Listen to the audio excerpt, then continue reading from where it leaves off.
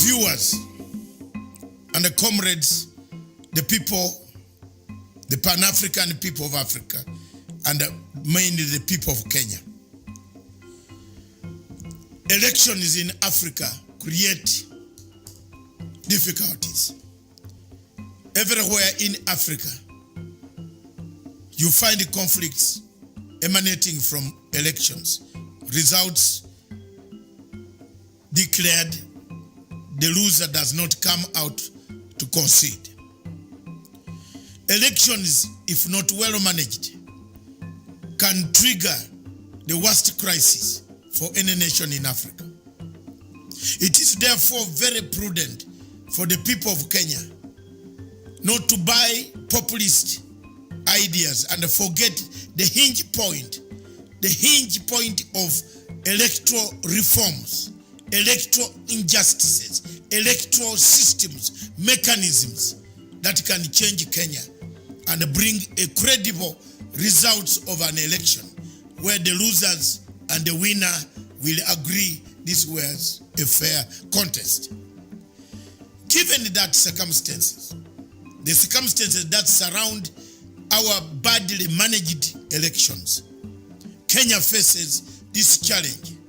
A referenda of reducing MPs to zero does not solve your problem, because that problem of Kenya is a structural challenge. It's a structural challenge in the sense that the structures themselves give access to more money stolen, to more money hidden, to more money misappropriated by various institutions.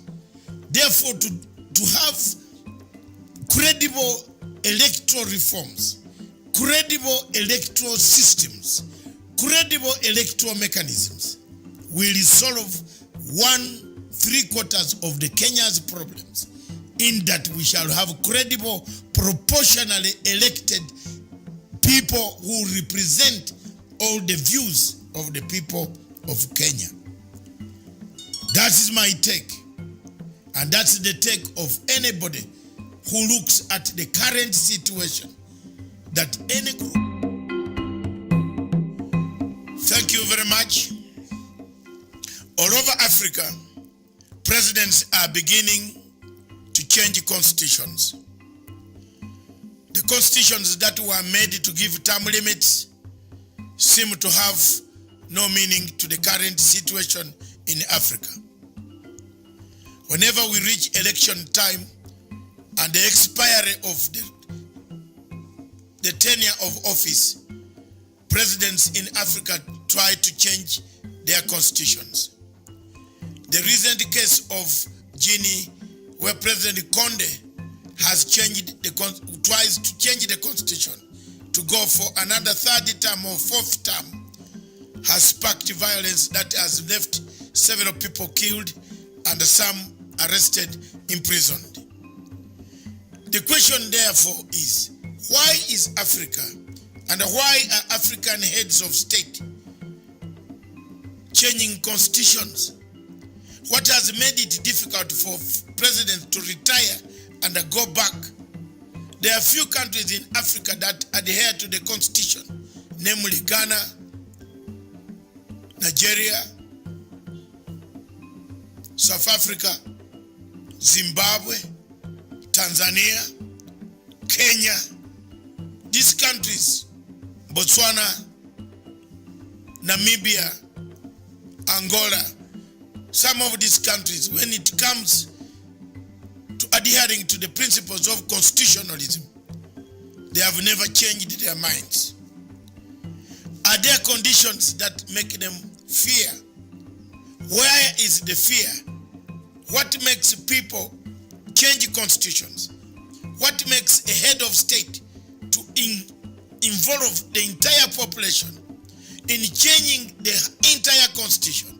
The case of Burundi, where the constitution was changed, it sparked violence and even it reached a point of a military coup. Do we need these changes in the constitution at the last minute? Do we involve our people as to whether you the type of governance we are taking is the best type of governance? These questions can be answered by my viewers. Many of you who are watching me today, and many of you who will have a chance to look at the clip. The bottom line and the questions are, do we need elections in Africa? Therefore, are we ready for competitive elections? Do we give it up? Do we say, thank you, my brother, for winning, or my sister for winning elections? How do we conduct ourselves pre and post-elections results? When the results come out, do we accept them? Do we move on? Do we wait for the 5 years? Or do we change and go violent? I think that is the question that I leave to you people in each of your countries, wherever you are.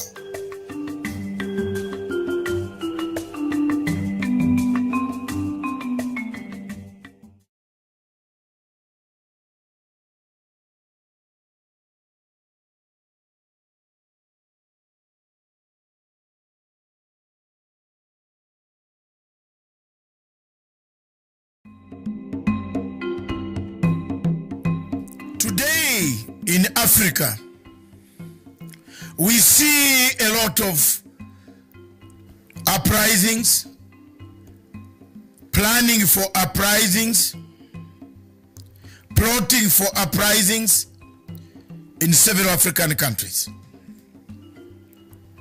The events on the African continent, therefore, as predicted much earlier myself, in 2017, I said, before 2020, 13 African countries would have undergone either soft regime change, soft coups, or violent regime change through uprising, which now seem to be real.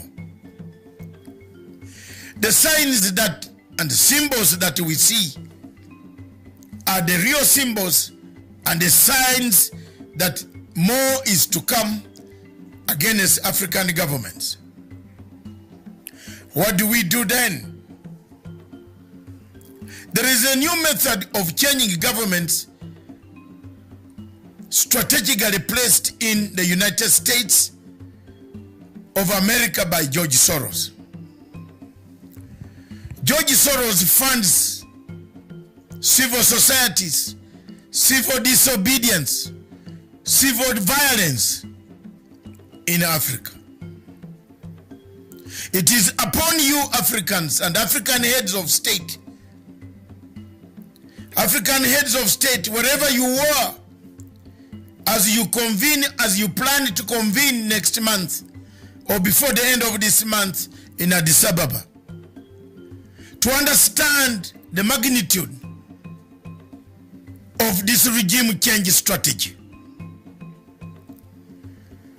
Many wars are taking place, internal strife conflicts like the one in Cameroon, Amazonia, like the one in Biafra, Boko Haram, and then in Biafra, like the one in Libya. But the theme is the same. Regime change, uprising. Is it a matter of taking over our resources? You see, the war in Congo has erupted again. Unknown militias have arrived in Congo, restarted the war, and it is going on. All these culminate to one thing. Are we ready to be independent? As I said last week, this week, are people in Africa ready to accept the results of elections? Elections everywhere in Africa are bringing the chaos we see. The people of Africa seem to be divided after elections or before elections. Is Africa ready for elections? Do we need elections in Africa? If so, are we tolerant enough to accept results? Are we ready?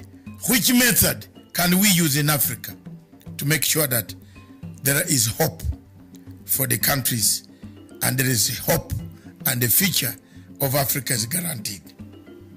Viewers, the High Court in Malawi today or yesterday was hearing a case when the president had already been sworn in.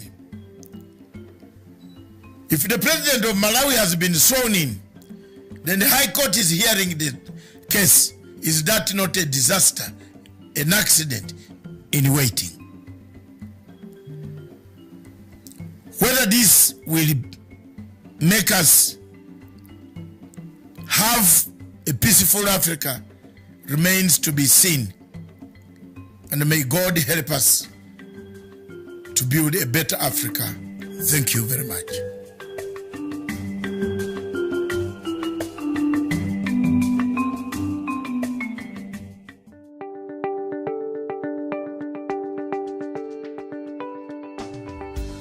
Every time Africa conducts elections, you hear of African countries calling for donors. And donors coming in, European Union giving money for voter education, verification of voters, materials, voting materials. Some of these projects are done in conjunction with the donor countries. But has the donor become a burden on the economy? Or has the election become a burden on economy? On the economies of African countries? The answer is yes. If you look at most of the African countries, there's no African country that holds election without borrowing money from the donors. Why do we borrow money from the donors, then we refuse accountability? Because we have borrowed their money, you must tell them how much, how far, and how fair, how true, how transparent this election has been. But when it comes to telling the truth of transparency, credibility, openness of an election, African countries, most of them don't want to say fairness, free and fair elections, whether they were conducted freely as per the donors' instructions. What does this do to the economy? An economy like Kenya that has just come out of COVID-19 thanks to President Uhuru Muigai Kenyatta steering the country out of COVID-19. We should give him an applause. I saw somewhere that I don't know whether it's a true story, that CNN had selected him as one of the prize winners, the Nobel Prize winner. I don't know, Miriam, you have not checked that story. I don't know whether it is a true story. But I think Uhuru has handled, and I did handle, as far as Kenya's economy. Some of the economies in Africa are reeling from the bad pandemic that took place across the continent. We thank Uhuru for having steered us through this hardship. But then comes an election on top of this after the hardship. Do we pay for these elections ourselves? Yes, partly the money is borrowed. We borrow money. But do we get value for this election? Do we get value? Doesn't it affect our economy? You are borrowing 62 billion shillings to pump into an exercise of 6 hours. Because in Kenya, the climax is 6 hours. The rest of the money is either corruptly eaten by clerical officers, the chairman of these commissions, the managing directors of these commissions, in purchasing the ingredients. One, in purchasing ballot papers, in purchasing BVR machines, in hiring experts for data, so on and so on and so forth. Extra, extra, extra. Is this the election that Africa wants? Yes, elections are good to measure our democracy. But do we need such an expensive election in Africa, really? If that is what it is, let every African country look at its economy. That every 5 years you have to spend 100 billion shillings or dollars or $10 billion to run an exercise where you are going to beat each other. I think time has come for us to rethink about whether elections in Africa is viable or not.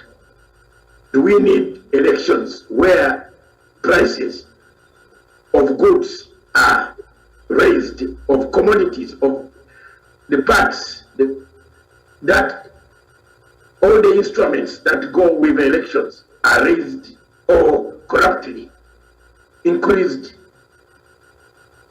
or ballooned for the sake of the few people earning money, extra kickbacks? The donor, what role does the donor play? The donor plays a very vital role. But why do donors watch and helplessly cry at the end of the election that this election was not free and fair? Yet, when they are pumping in money, the conditions they put are not the conditions that they follow. That is my submission. Elections in Africa, therefore, are a burden to the economies of Africa. We are two small economies. We have the young growing economies. We don't need elections every 5 years. I think it is time for us to think as to whether we need elections every 5 years, or we need elections every 10 years, or we need elections every 1 year, or we don't need them. It is up to you, people in Kenya, in Uganda, in Ethiopia, everywhere, where you have seen elections sparking chaos. Think again. That is my position. That is my take. Thank you. Good morning, or good afternoon, good morning, good evening, across the globe, wherever you are. Thank you.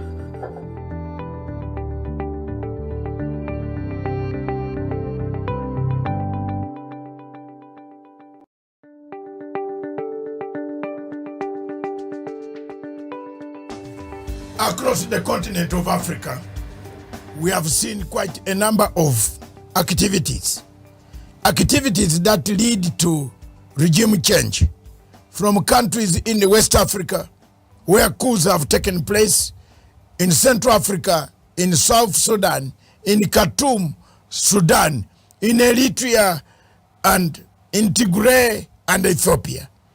Libya itself is burning. When you come to Central African Republic, it's burning. When you go to Cameroon, it's burning. When you go to Nigeria, it's sinking.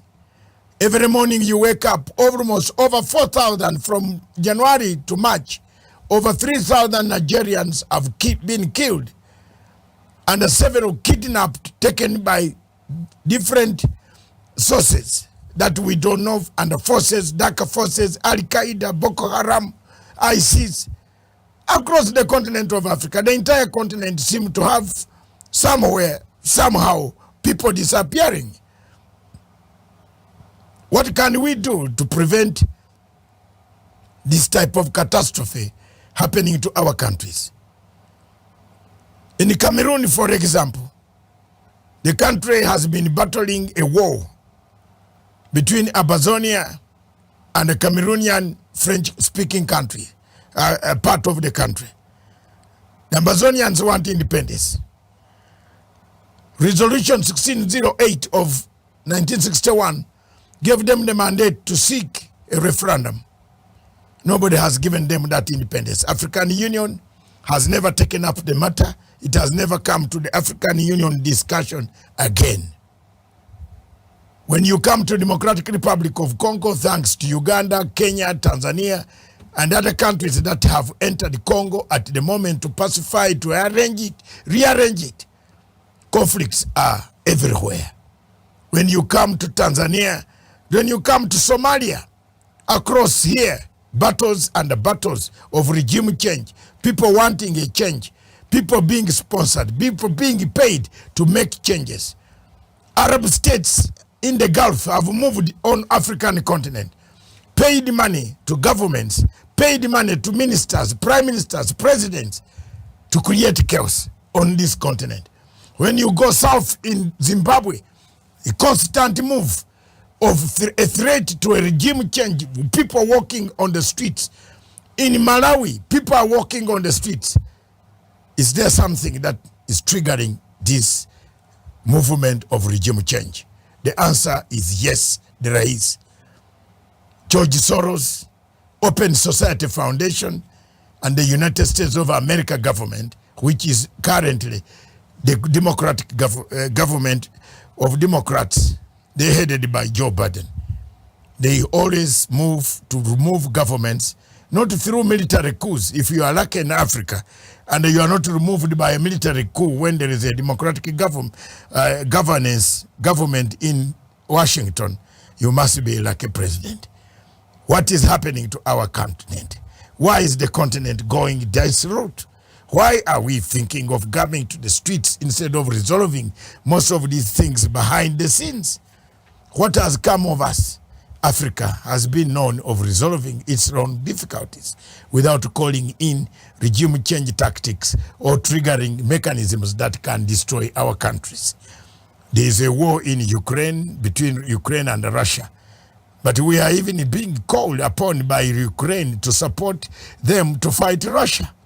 Why Africa? Why Ukraine is not calling Asian countries to support them? Why is Ukraine not calling the other countries in the world? We are not the only continent. South American countries are very many. Why don't you call Brazil to support you?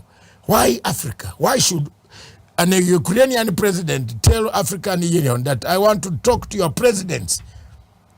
Are we seeing something which we don't want to speak about? I think I'll continue speaking about it until Pan-Africanism comes to this continent, until we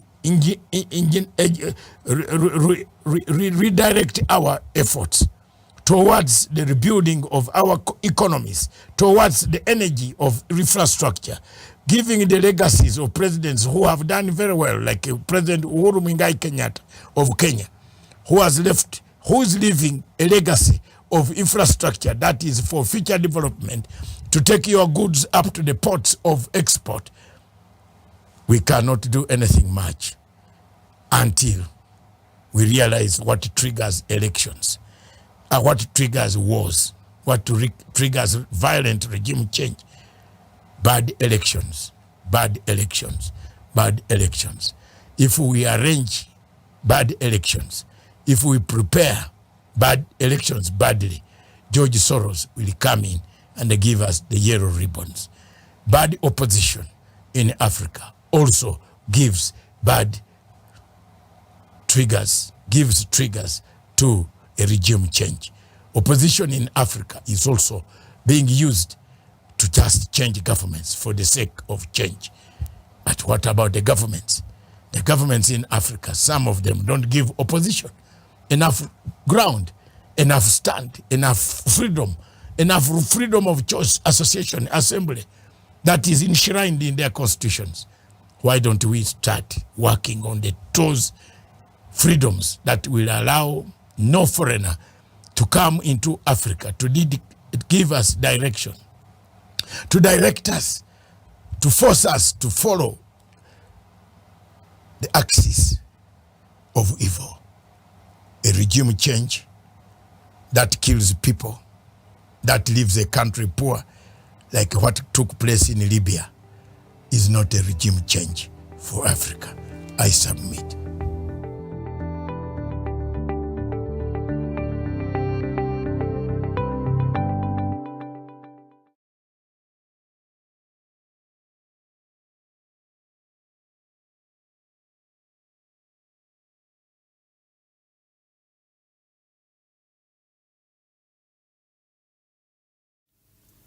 Good morning, viewers. Thank you very much. Welcome to Punchline Africa Television. It is exactly 31 minutes past 11 in Kenya, Nairobi, and then it is 8:31 here in London, United Kingdom, where we are at the moment. And thank you very much. You have been watching our clips, previous clips, which we talked about years and years ago about elections in Africa. What triggers conflicts in Africa? Today in this show, the bold step. We shall not dwell on the past. We shall not choose what we cannot slice. Have you ever heard of the saying that those who have read English literature of Shakespeare, the Damocles sword that slices the sliced slicer. The Damocles sword that slices the sliced slicer. When it comes back to hold, it can cut always. The Damocles, remember my words, the Damocles sword that cuts the sliced slicer sliced. Emperor Napoleon, Emperor Nero, Emperor Julius Caesar. In the play Macbeth, you find the Damocles sword. Google it and see, Miriam, and others. You will find what the Damocles sword means. Don't play with it, it comes back. Elections in Africa seem to have been a trigger, not only countries that you might suspect, not in a country where you are, not anywhere, but everywhere. Almost every African country that has held elections, there has been violence, except South Africa. Political violence, election violence, and Ghana. And to some extent, Botswana. But Botswana also degenerated into violence because of the two warring former president and the current president. So that election is not peaceful. Swaziland, they burn everything down. Lesotho, they burn some things. You saw everything. Gabon, they burned the whole parliament. Ladies and gentlemen, the bold step today would like to look at that. But before we look at that, Miriam, as usual, our television, we've changed the models of parenting. We don't want to look like we are colonized up to today. 60 years of independence, we are still colonized, looking at the prompter. To be able to read, we have gone to school. You have the papers. Some of them are rotting. They have not been eaten by termite ants like the ones of the Chief Justice of Nigeria, whose degrees were eaten by termites. He claims they were eaten by termites. Why didn't he just say he wanted to introduce Sharia law? Look at that. Why should we be reading? Here, for us, our television is here. We talk from facts. Medium directs us and we talk. We can talk for even 10 hours. Non-stop material will never run away. So thank you very much, Africans. Then the rest of the world, those watching us in London, watching us in Europe, watching us in America, Australia. My people of Biafra, my people of Biafra, there is hope. There is hope. Next week, next month, 24th, vote the right candidate. But there is hope that the man who has tormented you might never step in some places in Africa, in the world. If he has specialists, he carries them near Abuja or near his home. We have now successfully, inshallah, landed those documents, and I think by The next week, you will have his documents lying with him in his long council white. You will have them. Thank you very much. That's the only way we are going to deal with East African dictators. We silence you, we silence you. You beat up people, we wait for you. Where you usually run for your medical checkups. Yes, yes, some of them will run to Turkey. Did you tell me that Turkey has changed the name to Turkey? Turkey, because everybody thought we were eating them during Christmas time. Turkey has changed the name. Miriam, this is a serious issue. Because Turkey was every Christmas changing the name. That's how they Turkey Abdallah Arab. That's how they write their name in their. I beg your pardon? That's how they write the Turkey in their own language.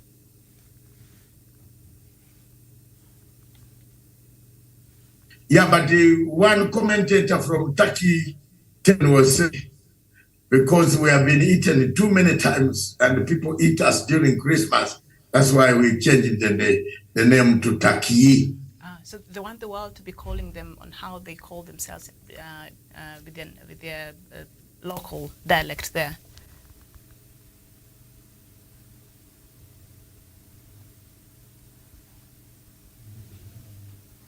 Okay, Dr. Batanga seems to have suffered a bit of a technical hitch there.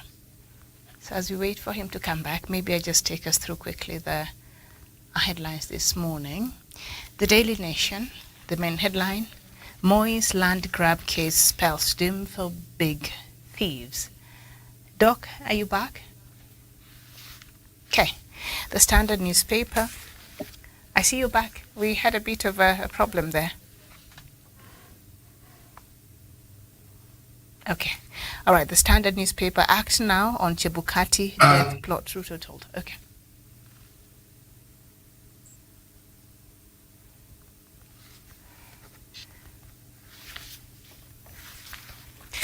The Star newspaper, Ruto. Are we together? Yeah, we had lost you there. We had a bit of a technical hitch, so I was just going through the papers there. We'd lost you for a moment there. Yeah, you lost me. It's true. I don't know what is going on. Yeah, thank you very much. Go ahead, Miriam. I'm okay. Okay. The Star newspaper, Ruto purge hits Uhuru men as allies return. KPC chairperson Okude and MP Irungu among casualties of Grand House cleaning. And then just below that, Azimio says Raila win stolen as Chebukati murder claim rages. You'll find that on page 6. And man held in DRC terror probe was wanted in Nairobi. Over 11 million Kenya shillings theft. You'll find that on page 2 on the Star newspaper. The Daily Monitor from Uganda, NSSF power fight. That is the main headline. New Vision, also from Uganda.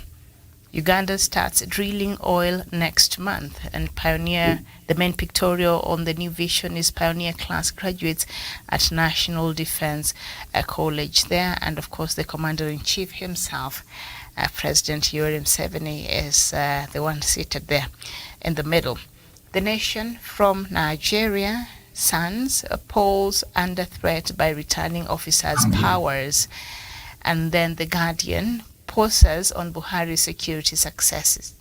And then the Daily News, that is from Zimbabwe. Some MPs want polls to do over, cite Zimbabwean Electoral Commission's draft delimitation report.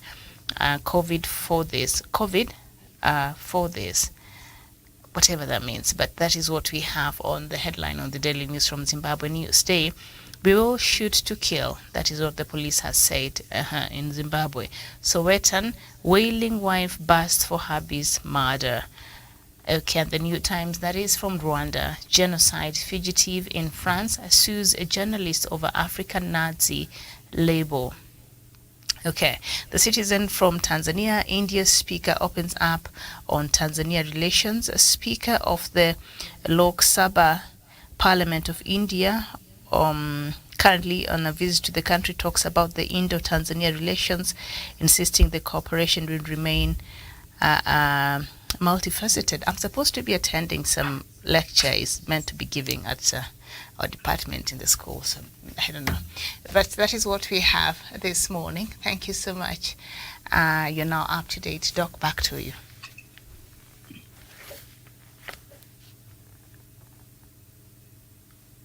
Many we have come, but we're back here. And the situation is, India has 900 million people. Are you still hearing me today? Yes, we can hear you. India has 900 voters, 900 million voters. India votes without any problem at all. It walks home proudly.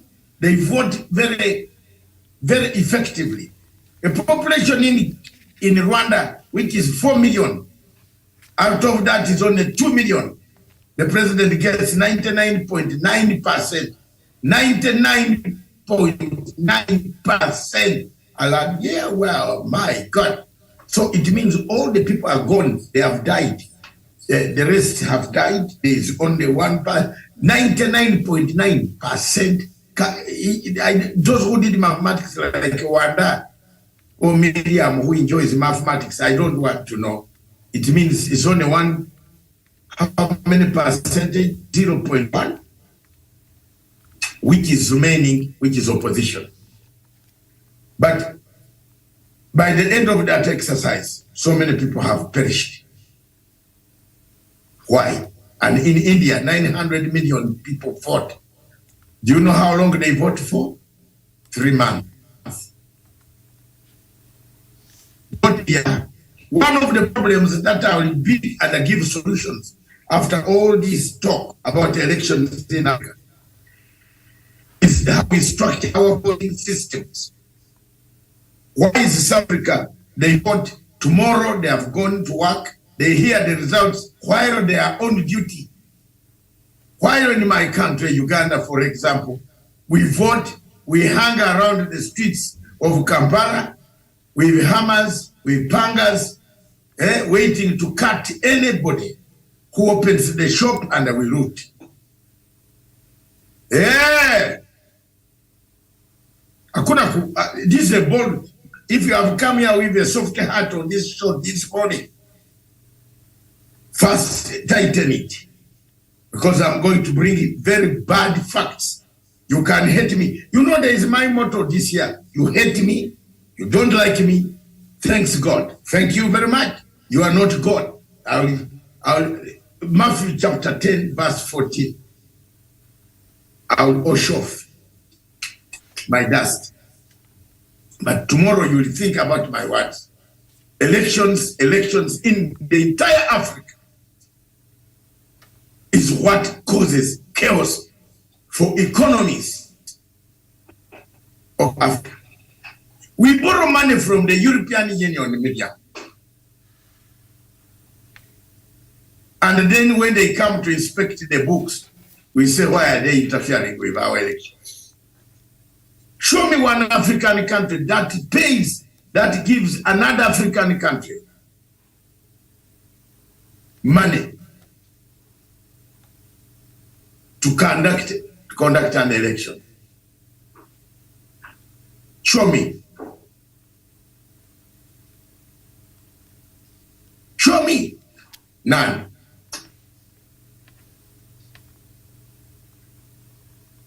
So if we have this type of situation on the continent of Africa, you are going to listen to the speech by the Speaker of the Parliament, the Lower House of India. It controls almost 2 billion people. India alone. But they don't fight. You don't have accusations. You don't have complaints. You only have very decent people organized waiting for the government to deliver. If it doesn't deliver within 5 years, they remove it. The courts rule in favor of who has actually proved that his election was rigged or manipulated. They don't rule on fiction. So, are elections a trigger to the crisis that we have in Africa? Does it trigger the chaos that we have? The answer is yes. And we are coming back to that. Meanwhile, let me go through the newspaper. The Daily Mail of Britain said, cut taxes or lose election. The Conservative Party warned.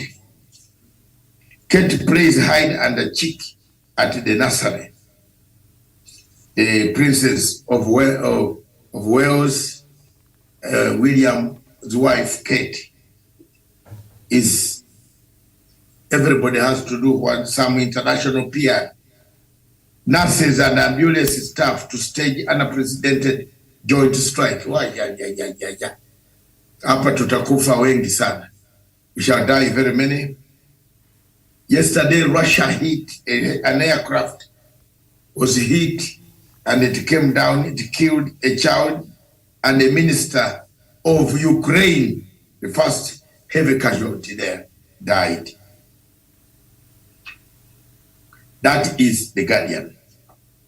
The Daily Mail, the Daily Telegraph said, Dyson, stupid, short-sighted policies holding back the economy. Everybody in the world is talking about the economy.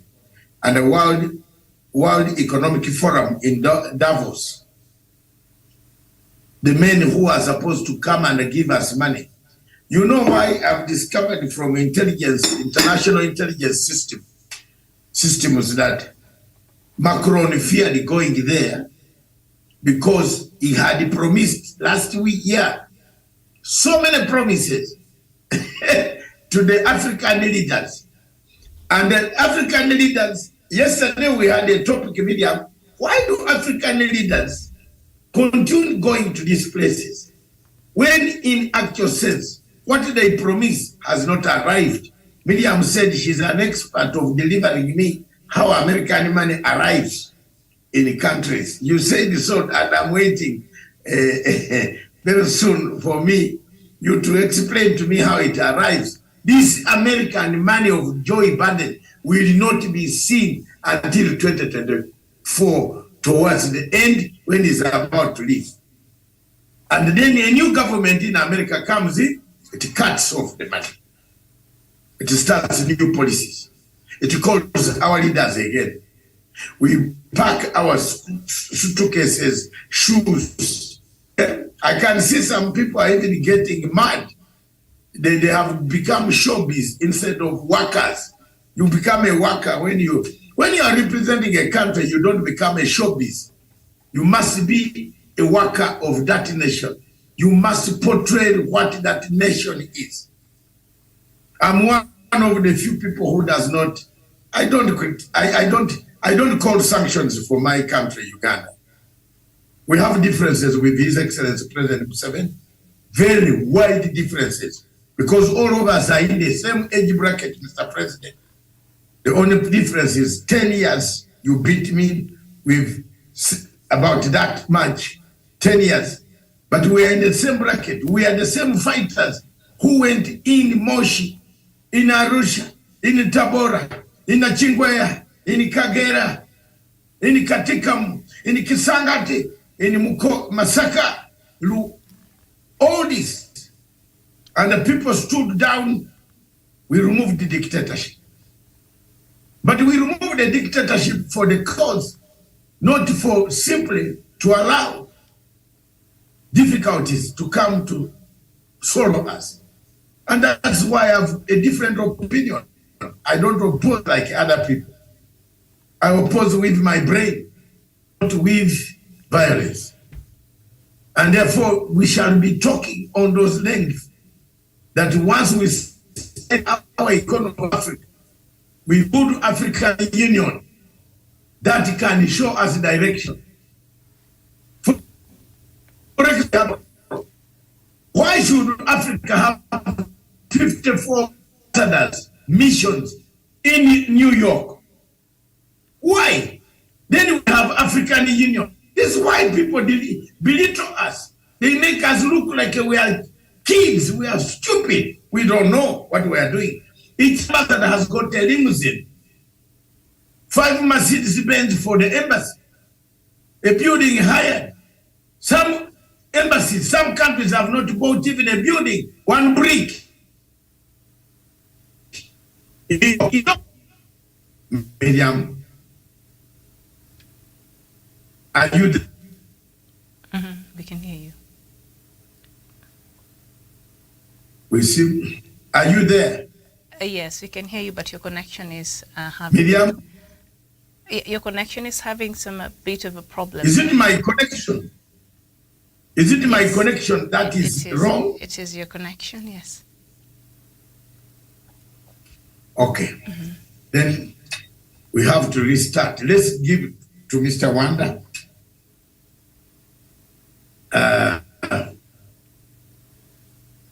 But you are hearing me now. Yes. Okay. What we are saying, and what I was saying before media, I saw Miriam going, mom. That means when I don't see her moving ahead, it means we are stuck. I was saying, why, for example, have 54 embassies in the United Nations? What do they do? What? No, you tell me, 5 Mercedes-Benz, 5 drivers,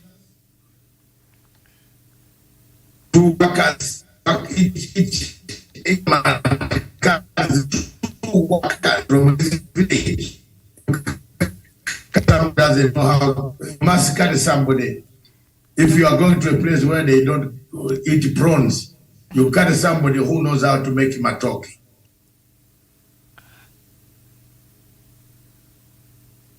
Take over, Miriam, from there as we rectify the situation down here. Very well.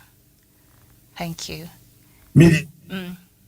Wanda Wisonga, very good morning to you. Good morning to you, Miriam, in the studio.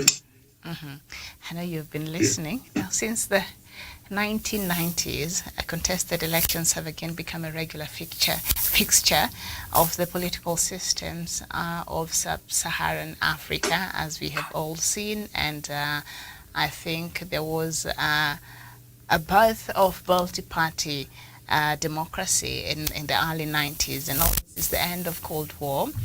Has democracy in Africa during that time, has democracy in Africa come to mean the right to vote for the holder of executive power in multi-party elections?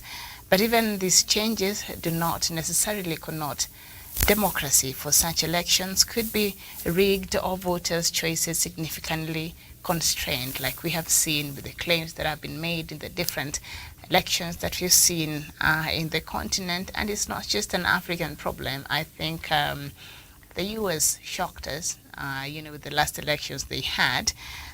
The same claims that we've been making here that usually is synonymous with the African elections. We saw that play out even in the most dangerous way in the United States, one of the democracies that we say has grown and is respected. And sometimes they're even forced to copy, because that's what they do. The US is out there just wanting everybody to do things their way and have elections their way and embrace the democracy in the manner in which they have embraced that democracy. So the last we were having this conversation, I think, and perhaps I'll pose this question again as we recap and over everything else that has already been said. I wonder, is it election that is a problem, or is it the manner that we choose to do these elections that is causing us problems? Where is the problem? Okay, elections cannot be a problem, because election is simply picking a leader or choosing a leader. Therefore, if I go ahead and say I'm choosing Dr. Masanga, or I go ahead and say I'm choosing Miriam, that's not a problem. It's just a decision that a person makes. The problem in this case comes in with the people that are now managing the elections and the people that wants to lead. that it has been made a matter of life and death. We have seen people killed.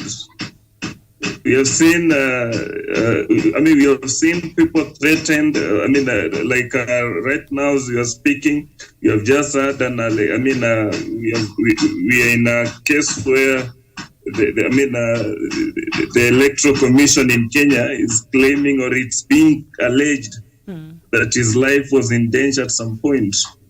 Now, it has been made a matter of life and death, that elections as a way of choosing a person to lead is not a problem.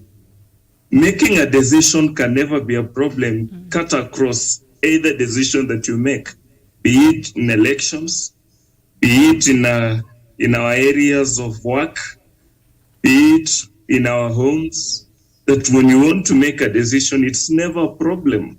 If I take a setting of a home, if the decision has to be made on that table, that's not a problem. The problem will only come in with those who wants to win the majority. If a father wants to win the majority or the mother wants to win the majority, then they'll either start dictating to the kids, and they'll want to threaten the kids and such kind of things. Therefore, what happens in African elections, that our democracy, to which I don't call our democracy, to me, as a person, I like referring to it as the Western democracy, because we ended up adopting what was not ours. And in so adopting, we were made to believe that it was the best. And we were made, of which you look at this kind of democracy that you are having, then it is a democracy that has never helped us to choose leaders in the right way. And therefore, if I cut short and get specific to your question, is that elections are not a problem, but those seeking elective positions and those managing the elections are a problem. And you have also insisted that this democracy is a Eurocentric idea, it's a Western idea, it's not really our thing. So perhaps, I don't know, at some point we'll have to go back and try to find a way in which we get to choose our leaders. I don't know if we're able to go back to how we used to be before the colonialists came and messed up our own systems, but I guess that is a conversation for another time. Doc, you're back? Yes, I think I'm back, and I'm listening to Wanda. I said, Wanda and Miriam, while I was being disorganized on the network, you seem to have agreed on something that that election is not is not a problem, and the people. No, the entire structuring of elections in Africa is wrong. But the structuring is different from what Wanda was saying. If I was just, allow me, Doc, what Wanda was saying is being allowed to make my voice, that shouldn't be a problem, and to choose, that shouldn't be a problem. Now, whoever who chooses to go and count that vote and your vote and the other vote and decide to do their own things there, and the rest of the organization of these elections, that is where the problem. But me having a right to choose my leader, that shouldn't be a problem. That's what Wanda was saying. You are choosing a leader where? Like we do, like we did in August in Kenya. Who is structuring you to choose the leader? It's the process. What is the process? The electoral process. That's exactly where the problem is. Yes, but not the elections themselves. Wait, let's go slowly. You are coming nearer there. Even if you are two of you, I will manage the argument. We reach there. The electoral process. If countries, South Africa has got what we call the post-past system or proportional representation system.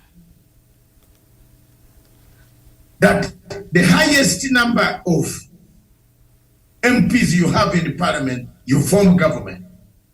Period.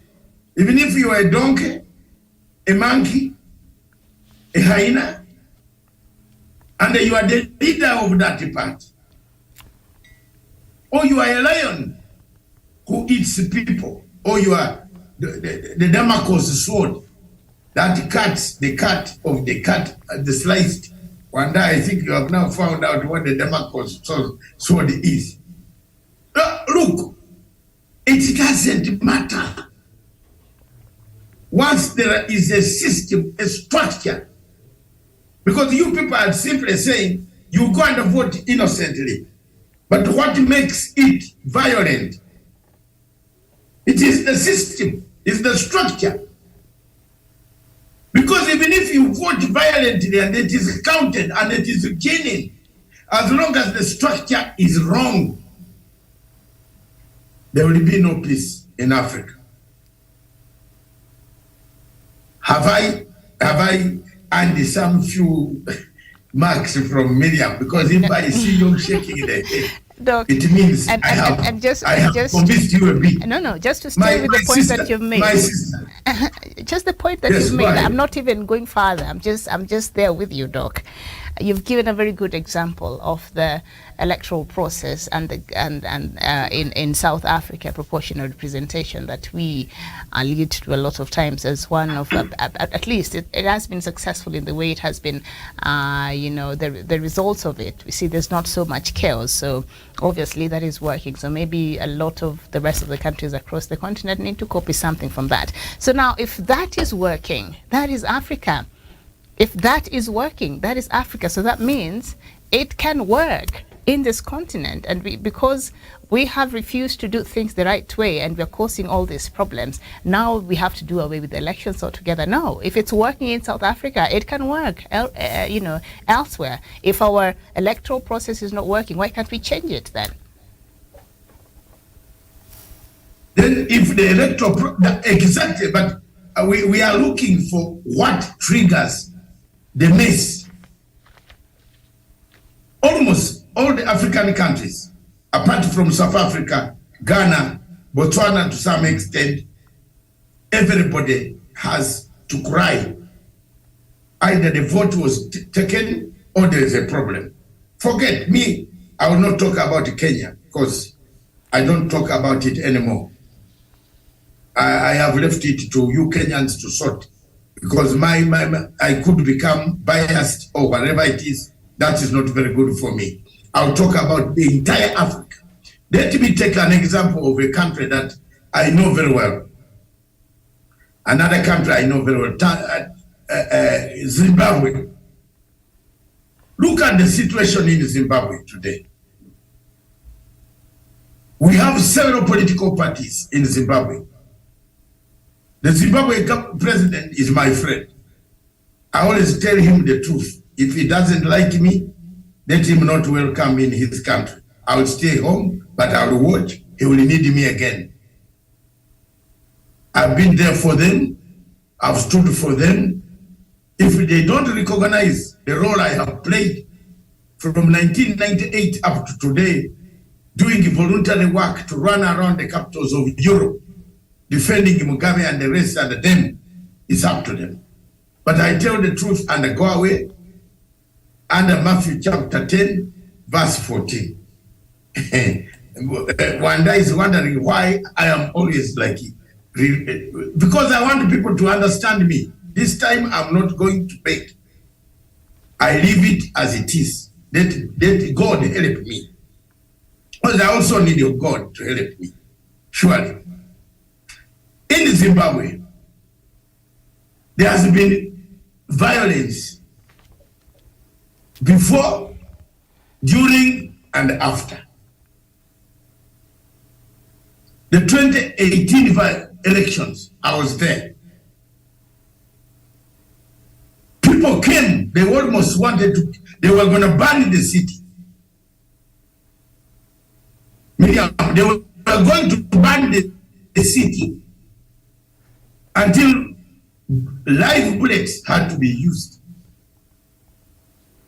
So what is it that makes the Zimbabweans who live together, who eat the same food, who have the same sanctions, who have no medicine, who have no schools, who have no good roads, whose economy has been shattered by the Western Hemisphere, putting sanctions on them, start killing each other, Miriam?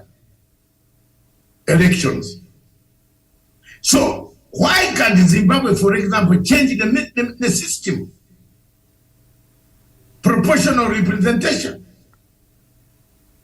like the one in South Africa, to stabilize its election. You don't care. If you are in proportional representation, you don't care who is going to, the number of seats that you garner, you form a government. You go home. In fact, it's very easy as that. People will know it has not been rigged. But look at Zimbabwe. We are actually 6 months away from a general election. But my dear Miriam, if you listen to what is coming out from there, Allah, the yellow color is being taught the real reasons why democracy is very bad in Africa and why elections are very bad in Africa. They can't hold, if they, you read yesterday, 20 supporters of the yellow color man of Chamisa. CCC. Triple C. We call it Triple C. CCC. They were arrested while they were holding a meeting. So when you start that type of elections, you can't have peace in your country. And when your country is just almost near Guyana, or Guyana in Swahili means what, Mr. Wanda? Guyana is hell.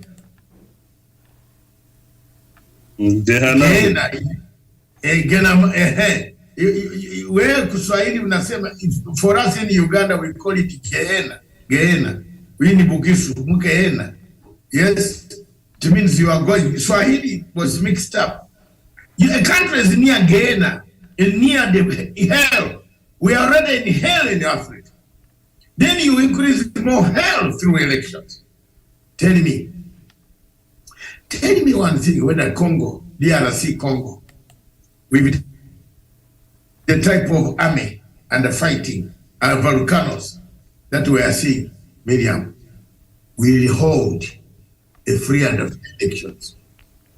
Tell me, in Nigeria, with the type of volcanization, the way they are beating Biafrans, the way Buhari has brought a new army, and they bought daggers, new daggers, longer ones. They are going to slash what? Where is the bush in the south?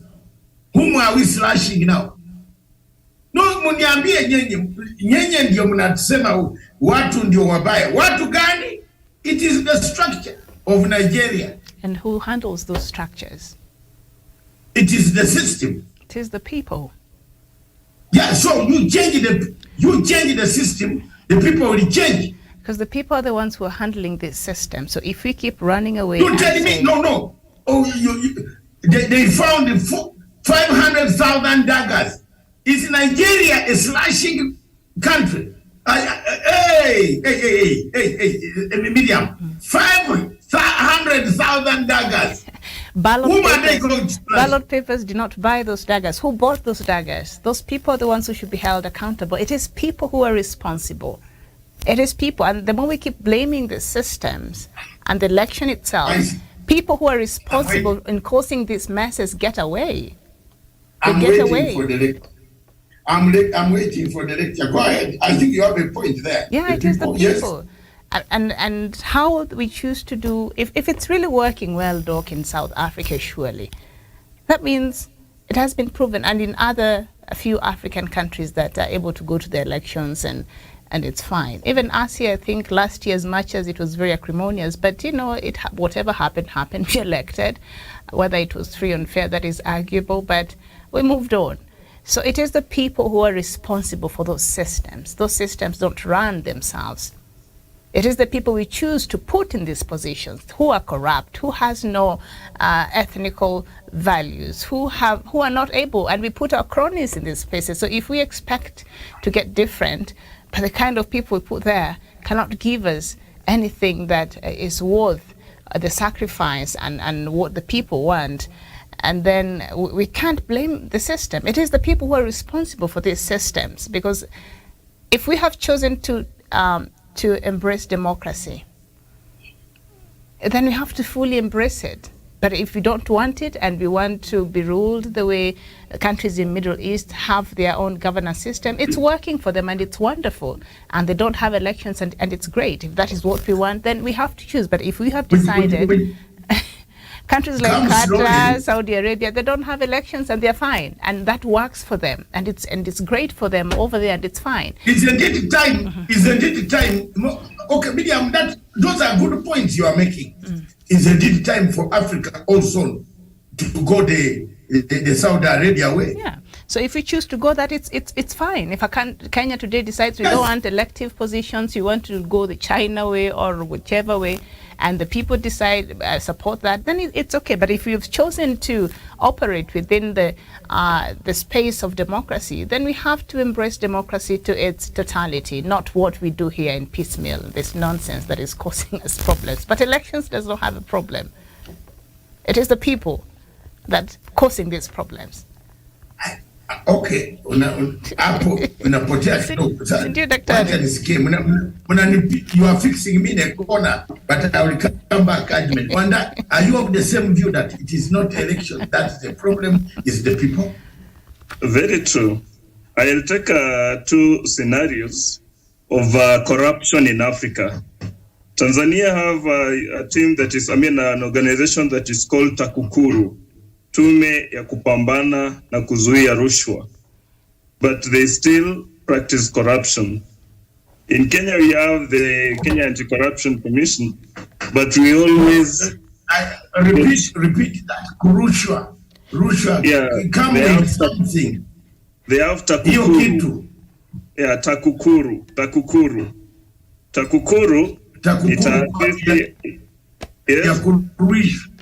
Ya kuzuia ni kuzuia na kupambana na rushwa. Kupambana na rushwa. Rushwa is corruption, like the bribes and such things. Okay, so now you are historian. Yes. Yeah, they have that TAKUKURU, but we will still hear stories and cases of money being stolen. I don't know, gold missing in the central bank and such cases. In Kenya, we have the DSCC, the Kenya Anti-Corruption Commission, and we have a constitution and so many mechanisms put in place just to curb corruption. But we always have stories of, I don't know, this ministry has lost this amount of money. I don't know, we keep losing money in corruption. But we have set all these structures, all these mechanisms. And therefore, it all goes down to this statement that individuals that are in those offices, they are yet to embrace the system. The system can be good, but individuals are still corrupted in minds, in their ways of doing things. And therefore, entirely, all those good things that are structured becomes they don't work. And in Africa, we are so good at using this slogan or this statement that laws are made by individuals and they are made to be broken by individuals. In the sense that we know that structures are made by people and structures are broken by people.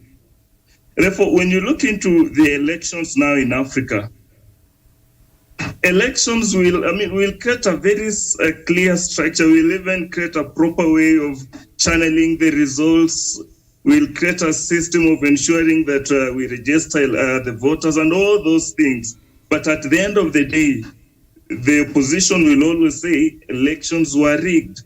And I'm one of these person who probably tend to buy into their cries, because at times when these ones have been subjected to serious scrutiny or serious analysis, there are times when we have spotted out some loopholes, some ends where individuals tried to tamper with the elections.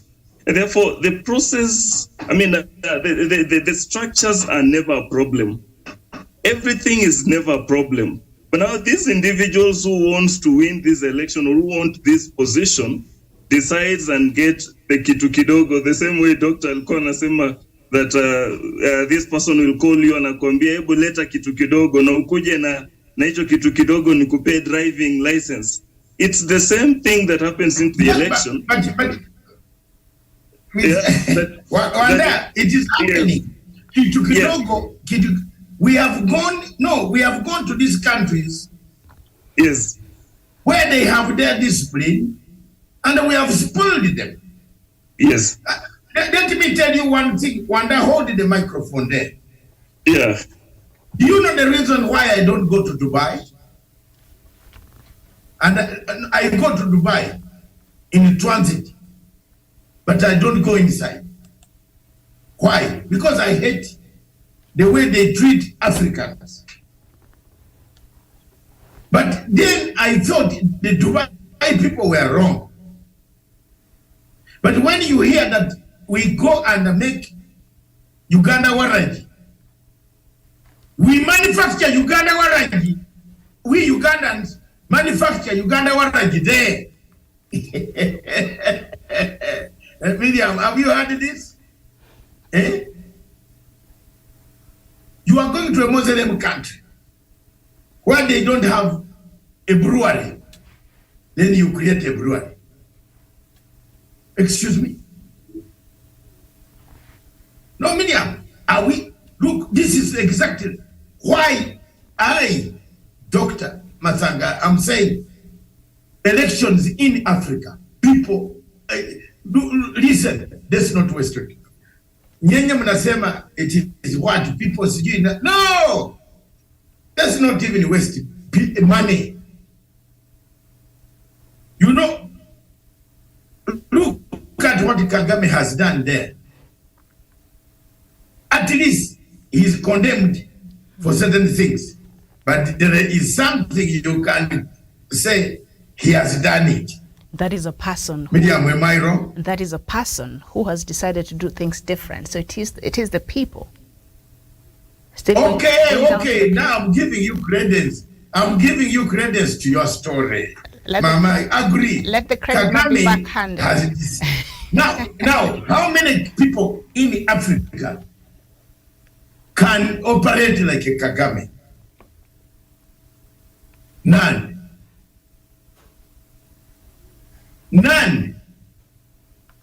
Except even Mr. Ramaphosa, who was my great friend.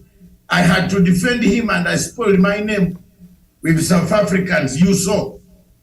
When I said I defended Ramaphosa, they came for me on social media. Didn't you see that? They almost finished me because I was defending Ramaphosa, whom I thought you can have stability. He went and put $4 million in a mattress. So these are some of the things that worry me in Africa. Who can do it? Kagame has done it. You can talk about my great friend Kagame. But in Rwanda, you can't spit on the road when the police is seeing you. Spitting on the road. But hapa Afrika, kwa nchi nyingine za Afrika, including my place, mtu anafanya anatoa ile kia on the road. You are in a taxi. You are traveling from Kampala to Mbale. The man does not have a handkerchief, but he opens the window and does up to, and the other car coming from there is receiving this mucus on its windscreen. Miriam, don't look that side. I am now coming to your point. You have warned me on your side. I'm now looking at the people. And the people, because these are solutions that we are looking for to stabilize Africa. There were 3 diseases that were killing Africa. Now we are having 4 diseases that kill Africa. Disease number 4 is elections. It has become a chronic disease. We had the disease number 1, a disease, poverty, and ignorance.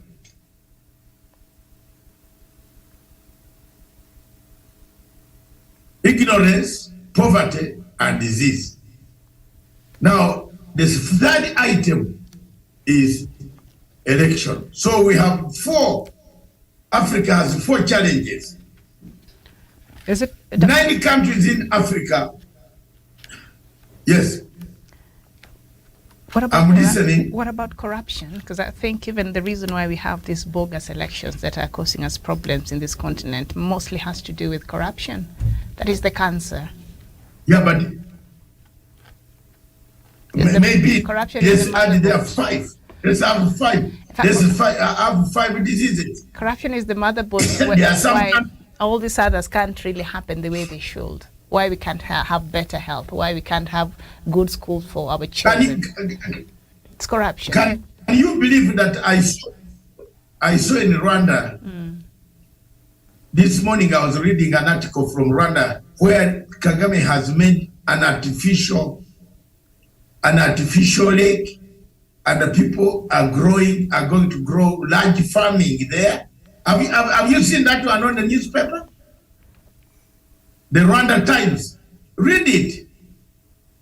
He's created artificial farm, not artificial water. It is the dam. It is investor is calling for any investor. You can be from Kenya. Go and grow whatever you want to grow there. And the people are running there. Why? Because there is discipline amongst the people. You don't steal a bicycle. You don't steal. In Rwanda, bicycles are tied on there. They are left. They sleep there up to morning. In South Sudan, which has been spoiled by us thieves who went there. South Sudan in 2006, you could sleep with your door open. Nobody would touch your money even when it is on the table. In dollars. Yes, I used to sleep naked. No, not fully naked, but naked in terms of the door, the shirt. I had my pajamas on. But I sleep like that because it's very hot. You can't close the door. And my bodyguards, 5 bodyguards used to be outside there. That's not a problem. But the door was open. But nobody could take your $1 from the table. You can leave a phone. You can in a hotel. Somebody will call you. Your money is here. But theft came from us. From Uganda, we took their theft. Doc, if you have 5 bodyguards... I don't want to talk about Rwanda. If you have 5 bodyguards, that means that place is quite unsafe. That's why you need that many bodyguards. No, even those 5 bodyguards can steal your money. Okay, I was just checking. The 5 bodyguards can steal your money. You know that. Rwanda, the 5 bodyguards can steal your money. So I agree with you entirely, Miriam, but I also want to add on that if we change the structures, they will make people be responsible. That is the point I was trying to make, although it did not come out clearly. If the structures are like, you don't touch money, which is for elections, nobody is going to touch that money. But we make structures, then we come back, we are choosing each other. How many of you know that Wabukala is my cousin? I now take the opportunity to tell you he's my cousin. Let the whole world know. He's my real cousin.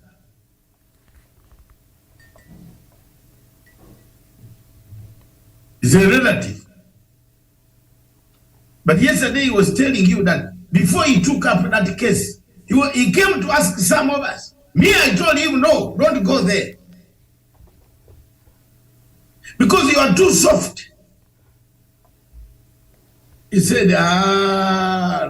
Matanga, you know, I said, my friend, we come from a humble beginning of Christianity. In my village, there is a bishop, a late bishop, Koboi. My my uncle is a bishop.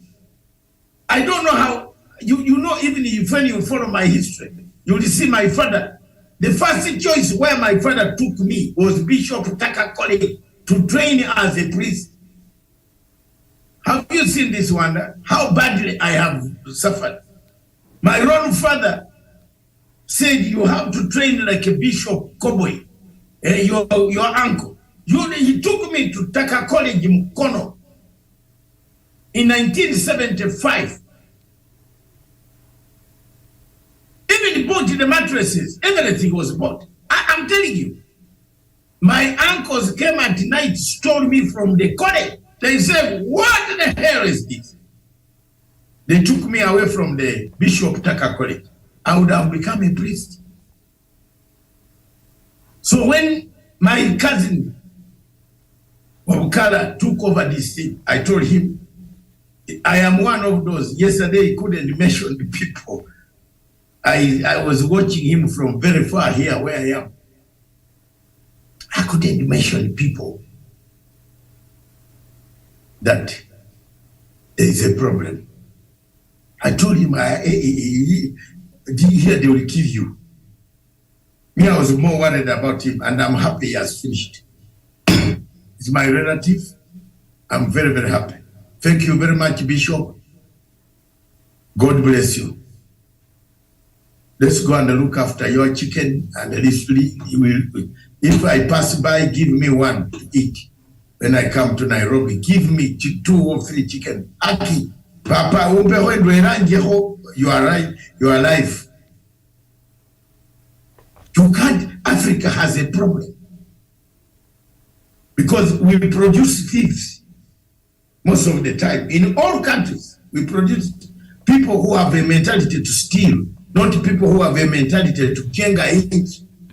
And yes, so Doc, when we talk about changing the system, I think we have to look at it much deeper, because it has to come from within the value system that we have as a people. So if we are able to inculcate that within our being as a people, then maybe we can see change. Because if we even if we remove, like say the IEBC, before Wabukala we had another one, and that one also had problems. Before that there was another one, and that one also had problems. So even if you change people, you change that system, you bring in different people, but if these people come in there and the value system is questionable, and the value system does not inspire confidence, so you're still going to end up with the same problem. So I think it is something that mirrors the society. The rot we see in these public sectors, the rot we see in our leaders, the rot we see, the corruption cases that we see, everything that we see happening, it is a reflection of who we are as a society and as a people. And until we're able to change that value system as a people, what drives us, what motivates us, what we believe in, and maybe we start looking at it from that perspective, we'll still have problems. Hata tukibadilisha hiyo our electoral system to let proportional representation, trust me, here in this country called Kenya, we'll still have a problem, and other countries will still have a problem. So we have to relook at our value system as a people and see, at the end of the day, what we want to see.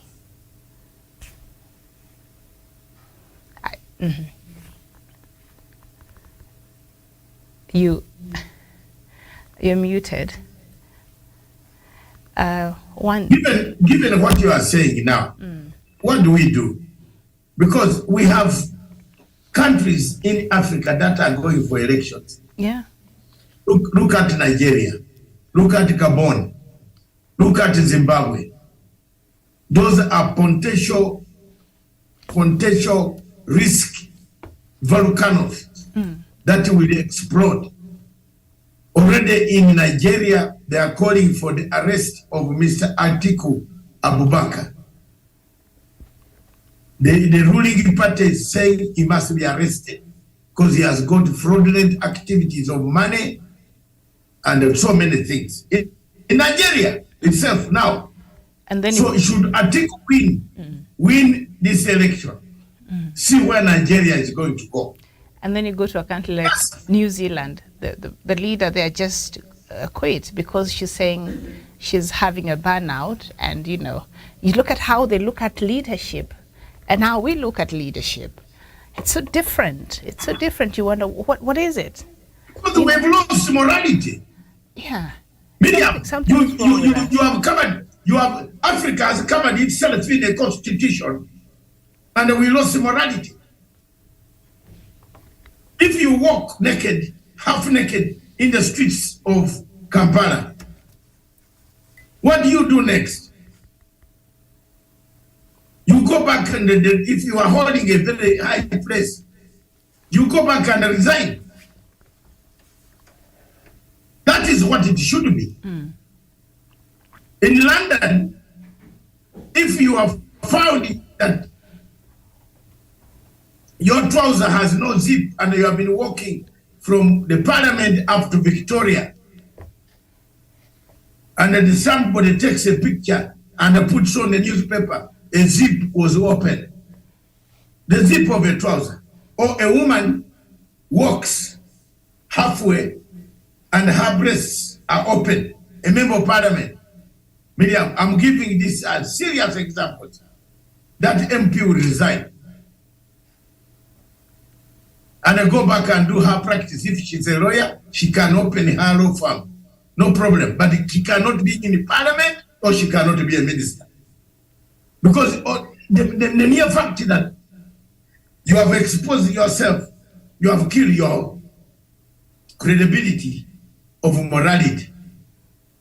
So if you make laws and put them in, the problem that you have made very serious in so many African countries, what I find is that we have taken the English law and put it in our constitution and our judiciary, yet the English themselves resign on points of morality. But for us in Africa, tell me one man who resigns on point of morality. A pastor is found with 2 marriages. And on this, if he's found on this weekend on Friday, Sunday, he will dress even better and I come and lecture to you how you should not marry another second wife.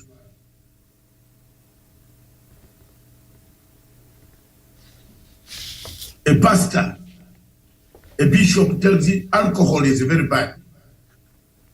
You drive towards Oneshipai or you drive towards Angenoa in Kampala, where Wanda has been to Angenoa before. That good night club called Angenoa.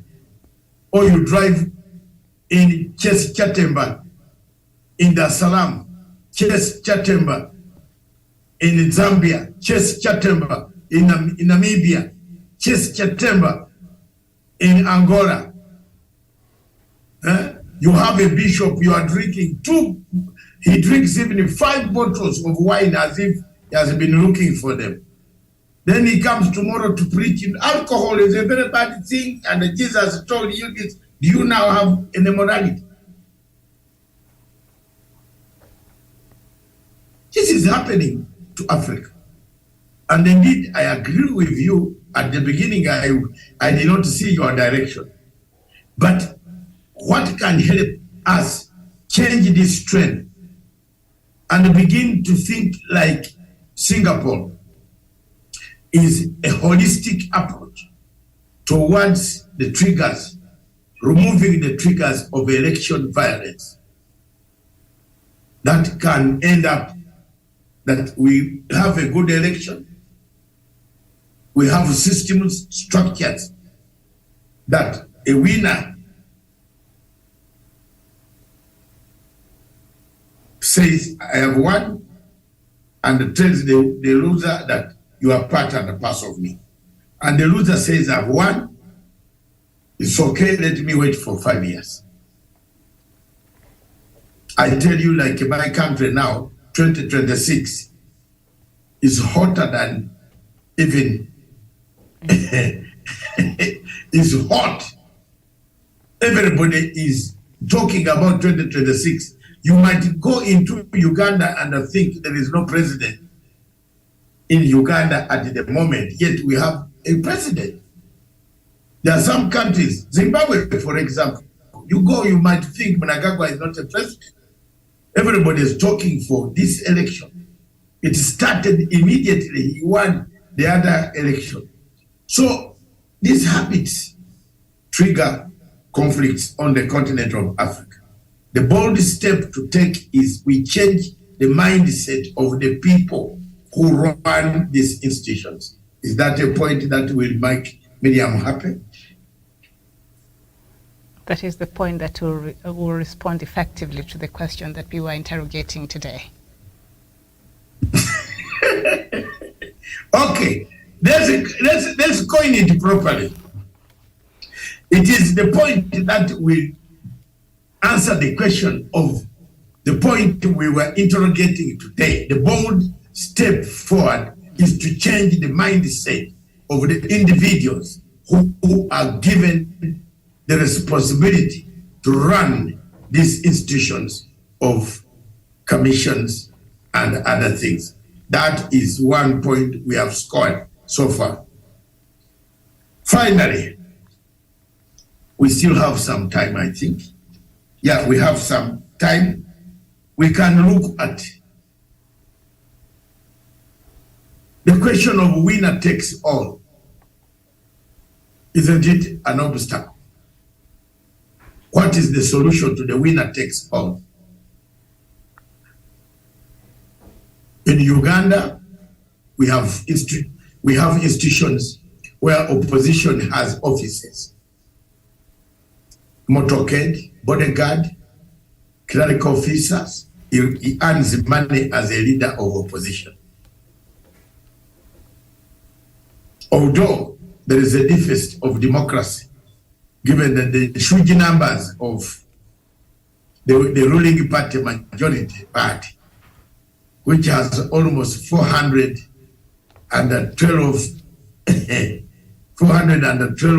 MPs against 100 and something MPs.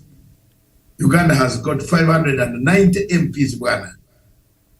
We don't laugh. Yes. Hakuna kucheka.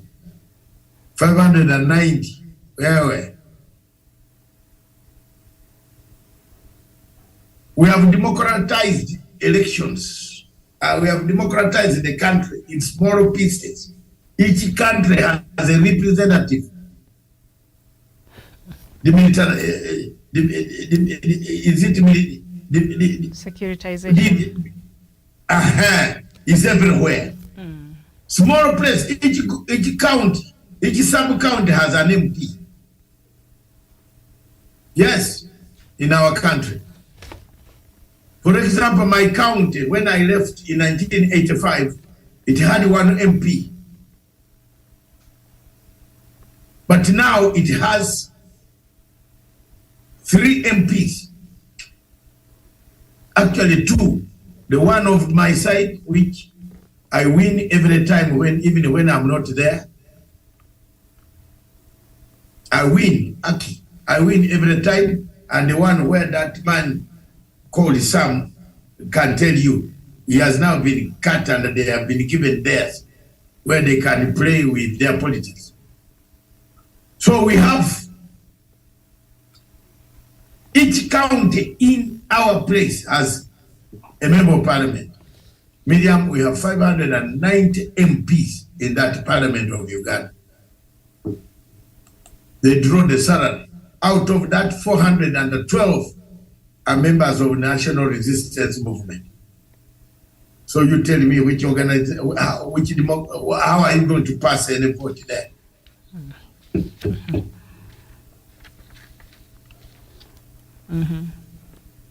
Yeah, well, that don't laugh. These are facts. That's an election. I told you I will not talk about Kenya. No. And the point because you have your more facts about Kenya than myself. My facts could be misunderstood. And that's why I have not mentioned any word here today. And I will not mention anything. but I'm only telling you, the only word I've mentioned is my cousin, because you cannot refuse me to talk to my cousin. You cannot refuse me to talk to my cousin. He's my cousin, and therefore we exchange quite a lot of things. So in nutshell, hey, that's the Africa we have. Unless we change something, solutions, a mindset. We have found one mindset. Mindset, we change mindset of people, even the voters. We have 3 items that make conflict in Africa. Voter apathy is an ingredient that creates conflict. The people who don't vote, you think they like you who has voted.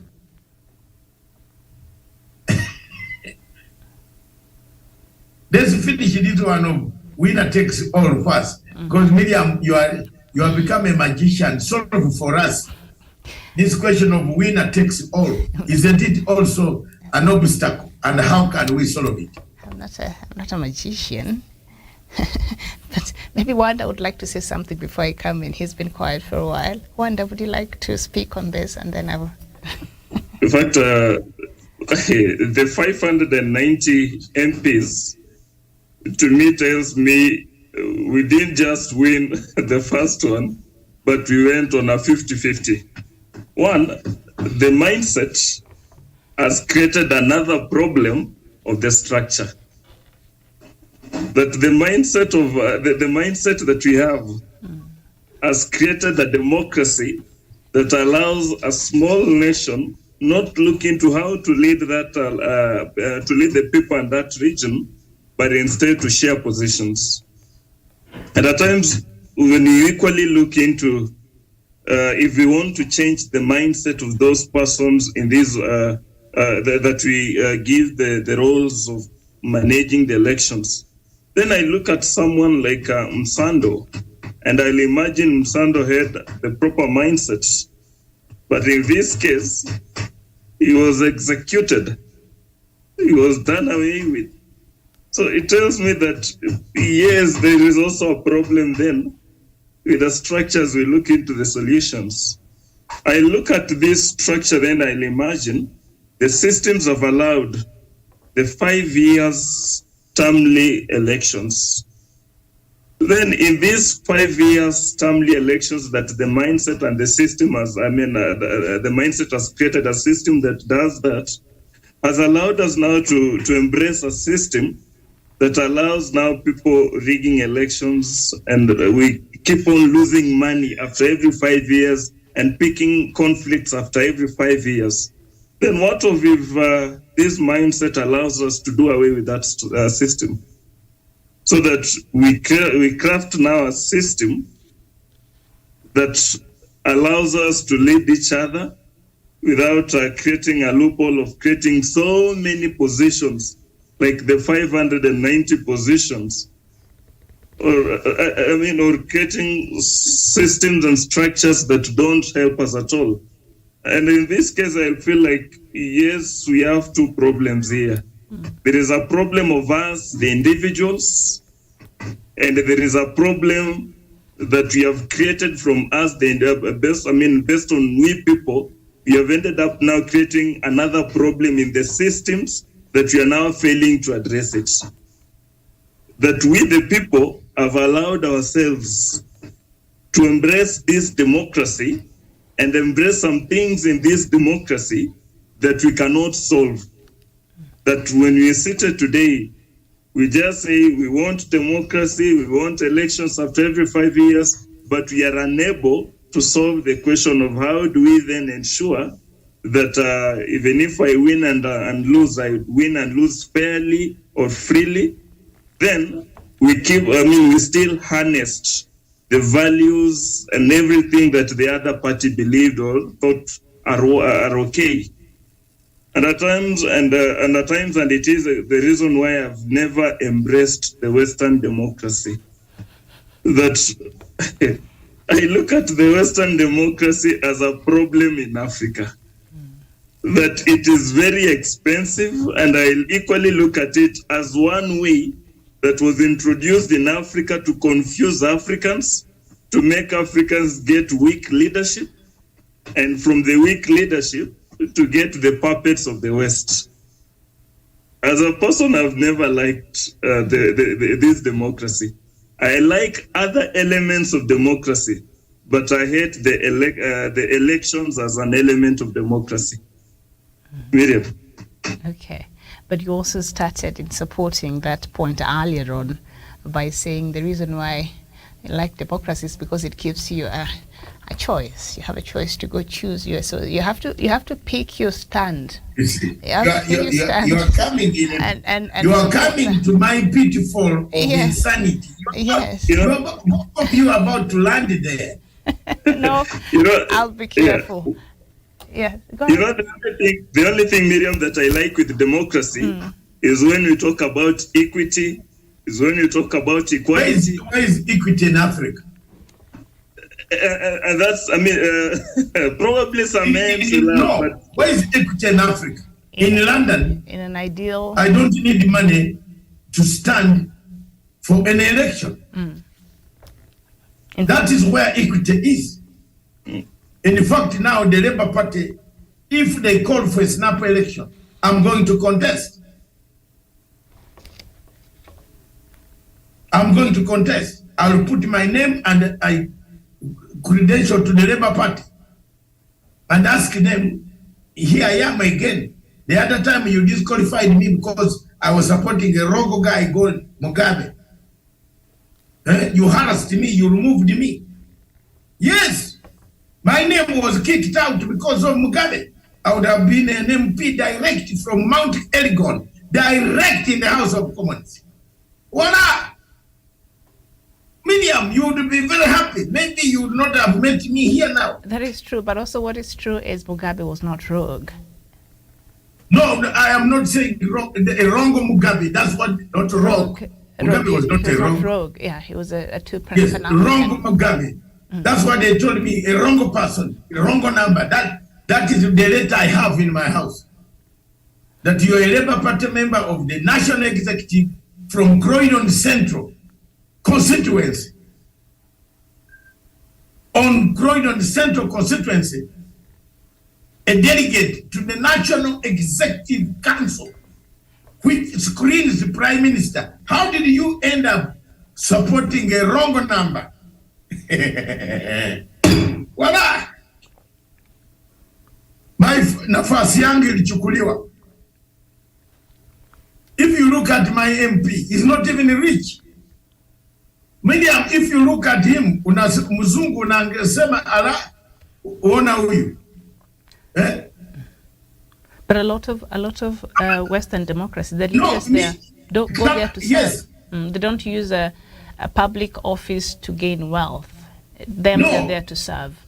That In is the fact, difference. if I went there, I would have spoiled myself because the type of suits that I have, Miriam, the type of suit that I wear, We need to change that that man mindset. does not wear them. We need to change that mindset. And now when we Now, wait, first, no, let me tell you a story. When I look at my MP for Croydon Central constituency, his suits, if I were in parliament, I would be one of the smartest black guys there. Because I will look out like Kelakunule. You know, we Africans have a problem. Like Kelakunule in The Lion and the Jewel, where now you have read that book. I was going to sound very high with a nice suit from Germany, Paris. This MP of mine is in jeans. You know, it's just simple jeans. You find him knocking on your door. Say, David, are we going for prayers on Sunday? I'll look forward to seeing you on Sunday. As a deputy warden of Lady Mary Church, I'm coming to pray there on Sunday. Let's talk after Sunday during the coffee time. Hakuna kitu anakuletea. But here, you people in Africa, MP mnataka, come and step out of the V8. Hey, The whole earthquake shakes. That is not what we want. That is what they imagine we want. That's not what we want. We want people who can work for us. We're not eating that fee. I think I agree with you. We don't care what you're wearing. Just do your work. That's what we want. If they call for elections, and there is agreement there, Miriam. You are talking. There is the word you use there. The agreement.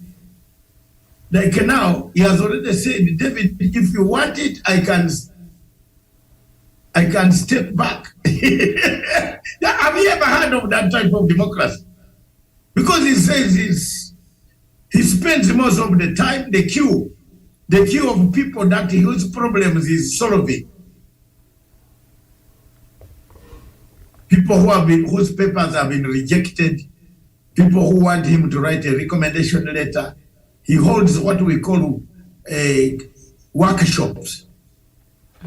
Every Thursday, there's a queue. You pass by the Croydon Central constituency. There's a queue of all people, white, black, yellow, Chinese, everybody in the constituency wanting to attention of the MP. But he doesn't ask for extra money. Hakuna kitu kidogo huko. Later na ile kitu. And get the license which is going to kill people the following morning. Hakuna huko. So this man is even saying, hello, David, you're a very good campaigner. Are you interested? I said, no. I will campaign for you, sir, to go. If they call a snap election now, you will go. And the election in that country is done, Miriam, while people are even going to school. The children have gone to school. We are casting a vote. You come back from home by 5 a.m. You have to be there by 5 a.m. Unaweka kura yako, unaenda kulala, unarudi kesho, unaenda kufanya kazi. Hakuna kungojea kwa barabara na panga. Here we wait with pangas. Rungus. What? Look at the Rungus situation everywhere. They are everywhere here in Africa. So the question of winner takes all plays a very pivotal role in deciding the mess of elections that we have. The earlier we clean that, and how do we fix it? How do we fix it? How do we make our election simple? Very simple. Let it be simple. Let it be a normal job like a teacher, a normal job like a doctor. You are training, you are treating people, you are obligated. But here, no. It is a matter of do or die. And can I perhaps... People come at night. Yeah, as you and Yes. Doc, sorry. Can I also add that perhaps it's during elections or elections acts as a catalyst that exposes the underbelly of some of the underlying issues that we have within ourselves as a community. It is during elections period that we see a lot of you are not from my tribe, and because you're not from my tribe, so I'll treat you this and that. And certain people who live in certain areas will feel, because I don't belong to these communities, I don't feel very safe. So maybe it's about time that I move from here, because after elections, I don't know what will happen. So elections has been a mode by which our ugly underbelly gets exposed. That is the time corruption is on an all-time high. That is the time you see so many things happening, people being killed. So I think this winner takes it all. It's usually covered in such undertones, because you feel the reason why I feel bad my person lost is because that person from that tribe, from that region has won. So there's a likelihood I'll not benefit from this government. That is usually why people feel the way they feel. And they are like where in the UK, it does not even matter who is the prime minister. The services that you're supposed to get, you will get. So this winner takes it all represents a lot of fears and uncertainty that we know that we as a people are and how we relate to each other. And so you feel, because this person from this region, from this community, from this party, has won this election. So that means me and my tribe and my region and my people from the other side, we might not get to benefit, fully. And when you look at it from the, I don't want to be very scholarly right now, the realist will argue human beings, we are inherently evil. We're just Why can't you evil. be scholarly? We'll Be scholarly. I am a scholar, but I don't want to go that route right now. So we are No, go inherently, it. I'm seeing the point you are making. we are Very good. inherently evil. And I think even the Bible has a verse on that. Because of that, that is why the world is very anarchic in the way it is. But the liberals will argue the human being's behavior is a reflection of the society, is a reflection of the environment. So if you can change environment, then you can change how a human being functions, how a human being reasons, and the value system that they operate within. So it is the system that has a problem. And this system is not just the physical institutions, it's not just the offices, it's not just the symbol of national unity that is the president, it's not just the leaders we elect, because all this is a product of the system that we have created, we have constructed. And so we have to go back to the basics. Just go back to the basics. And I like using Japan as an example. I like these developed countries where you are, Doc, the UK and South Korea and these other countries. When you look at how their people operate and when you look at how the public sector functions, it is a system that has been built in a way that if you come from that country, you have no any other alternative. You have to behave within that system that has to be created. Here, there's no corruption. Here, there's no bribing. So you can't, because that system has been created, and that is how it functions. So it produces people who are able to think in that manner, who are able to function within certain value systems. So I think it goes deeper than just physical offices and positions and all that. Something is wrong with us. That is what I'm trying to say in all these many words I'm using here.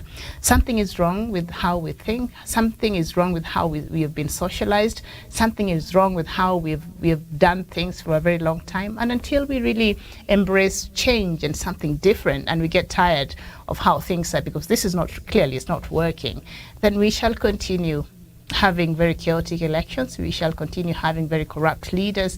We shall continue having all these bad things that has plagued this very amazing continent. So something has to give. I don't know what and when this might even happen. Okay.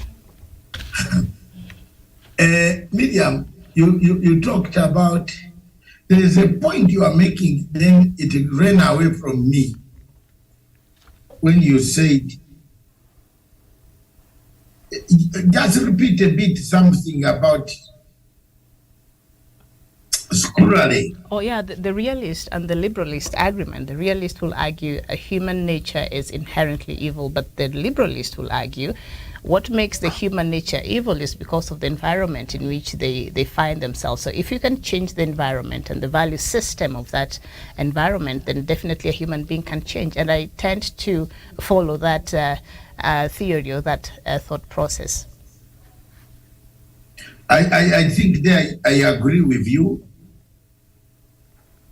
that, but I want you to listen to this as if you were cracking my brain. When you say Africa, recently I wrote something about Africa, evil. Yeah, there's that word you say. Are we evil? Are we created in an evil manner? You see? Well, the Bible says the heart of man is continually evil. So we unless something happens to us, but we have, being evil is just inherent. That's why one of my celebrated people I love in the world, the late Maya Angelou, I think there's a time she was saying, as a human being, you can't look at the other human being and say, I cannot imagine they did that. I can't imagine myself doing that. Because you don't know, if you found yourself in the same position, you might do worse. So what she says is what another human being is capable of doing, be it killing, be it what, then you also as a human being, you have that capabilities in you inherently. So it's only by perhaps the grace of God that you're not able to go off and do all these evil things, but you have it within you to do what another person is doing. So you can't really say, I can't do that, because maybe you feel you're better off. We're all humans, so yeah.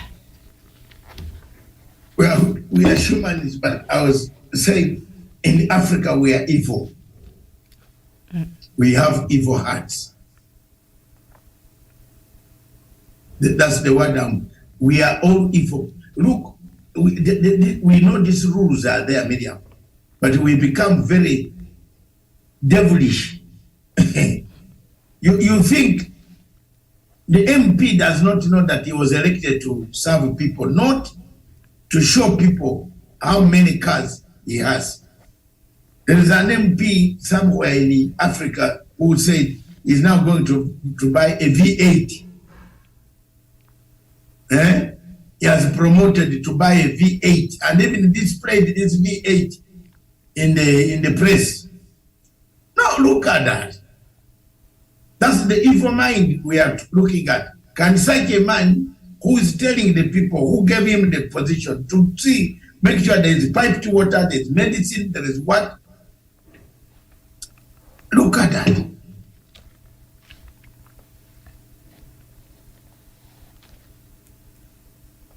Look at that. Tuko na shida. Tuambiane ukweli, tuko na shida. Iko shida kubwa. There's a lot of problems. Therefore, solutions can only come. What are the solutions? As we finally conclude, what are the solutions? One of the solutions, Miriam, you can suggest yours, I will suggest mine. One of the solutions is elections in Africa should be held one term. You go, work 7 years, go home. That's one. Two, that is if you want elections. But for me, I would abolish elections. I will completely do away with elections and create a school to learn what democracy and election is. For about a year or two, then put back people to elect. The point number 3 is the people who don't vote are the enemies of both the opposition and the ruling party. And those are the people who might turn up one day and finish you.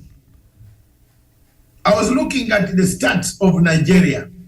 60% of the voters are between 18 and 39.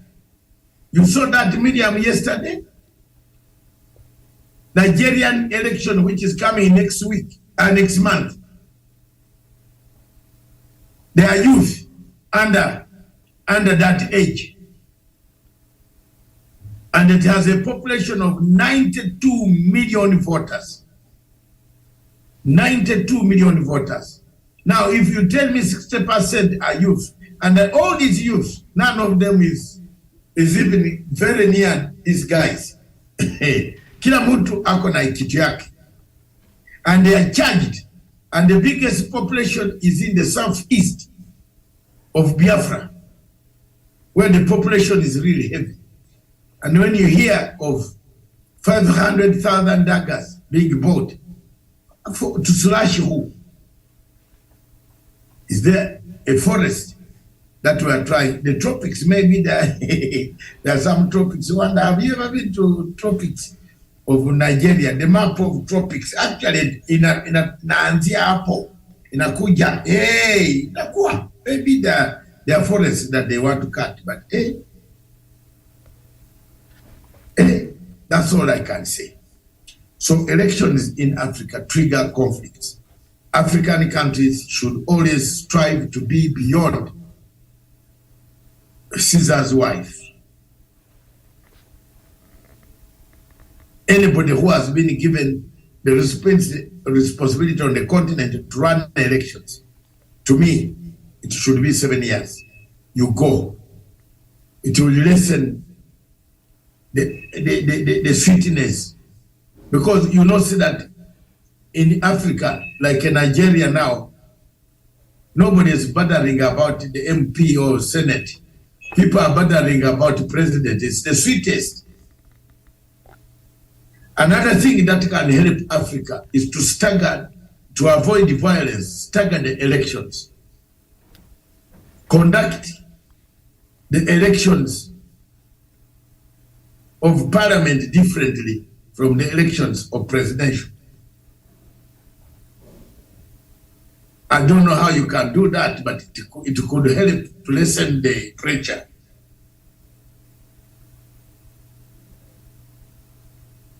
Either start with president or parliament. If you have parliament, fine. Or find a way that will lessen the pressure of a conflict. Like in DRC Congo, they are doing it a very good way. I think they are starting with the senatorial MPs, as if some people in Congo, over 2 million voters, the other time did not vote. They don't even know whether the president exists or not.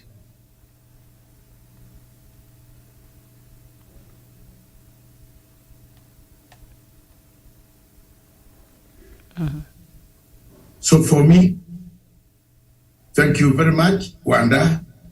Those are my views, that to change the habit of triggering crisis, let's change the mindset, let's adhere to the good structures, let's put in good institutions, structures that can run elections in Africa. Let's bring in 1-year term, because the 2-year term is for America and Britain. They can afford it, but we cannot afford it because we don't have the money. Why should you hold another 100,000, 100 billion, 50 billion, 5 billion, $50 billion? You are wasting it on an election when the medicine public sector is in chaos, where people are going to kill each other, beat each other. Why don't you use that money to develop?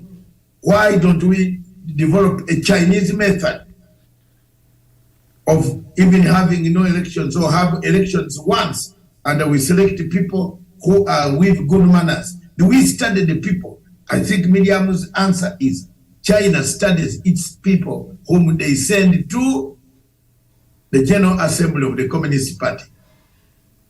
Before you are selected in China to be there on the Communist Party, you must be a well-behaved man. You are not a wizard. You are not a rapist. You are not a drug dealer. You are not anything. You are not corrupt. So there, morality takes the center stage, isn't it? But do we have morality and the sincerity in Africa? How many politicians are more morally upright? A report today I saw online, one of your newspapers, it says members of parliament have 7 what? Did you see something like that, Wanda? Miriam, you didn't read it for us? I didn't see it. That 107 men. Wanda, how many partners do you have?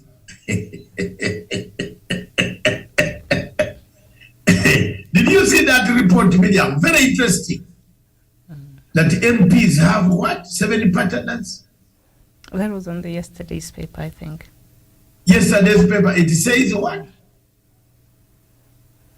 That the members of parliament, the new members, they have 7. Is it, they said men or members of parliament? I'm being told it's men. The men, A man. the men around here telling me it's men, so. Eh? They are saying one man in Kenya has 7 partners. Changeable. Unageuza kama mishipi ya suruali na trouser na shirt. What? 7 in a week. Mana? India is a population of 2 billion. But that's why India has a restriction, Miriam. It is the fact that if you produce a girl in India, you must work hard to get your girl to be married. And imagine your girl is going to be married to a very poor man who is going to inherit your... That's why they have the caste system, so you marry within your class.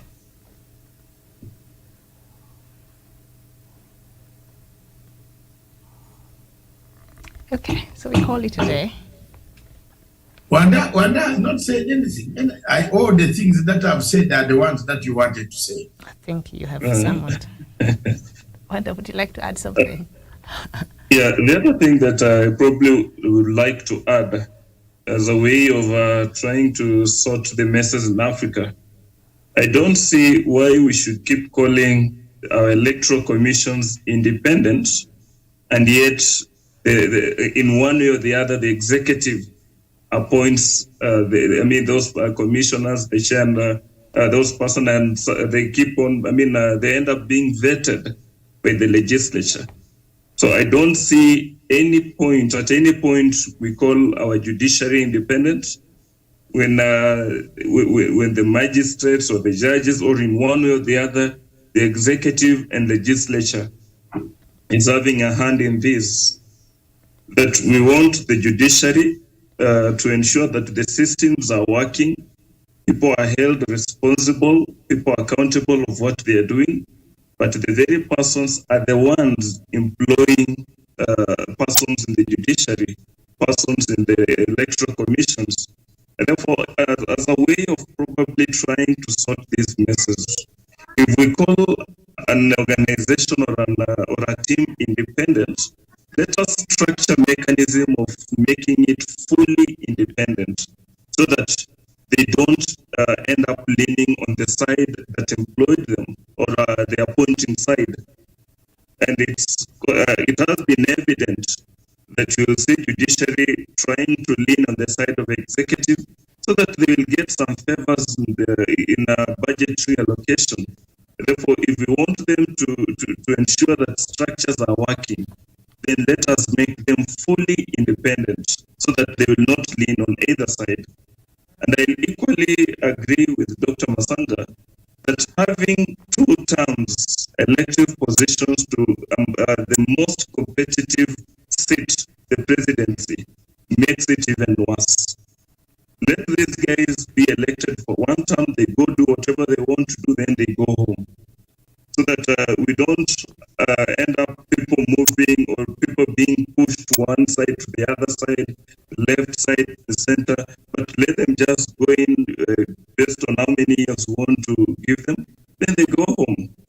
The very last thing that I'll present or propose, let us start thinking or crafting a mechanism that will not have citizens, electorates, directly vote for this competitive position.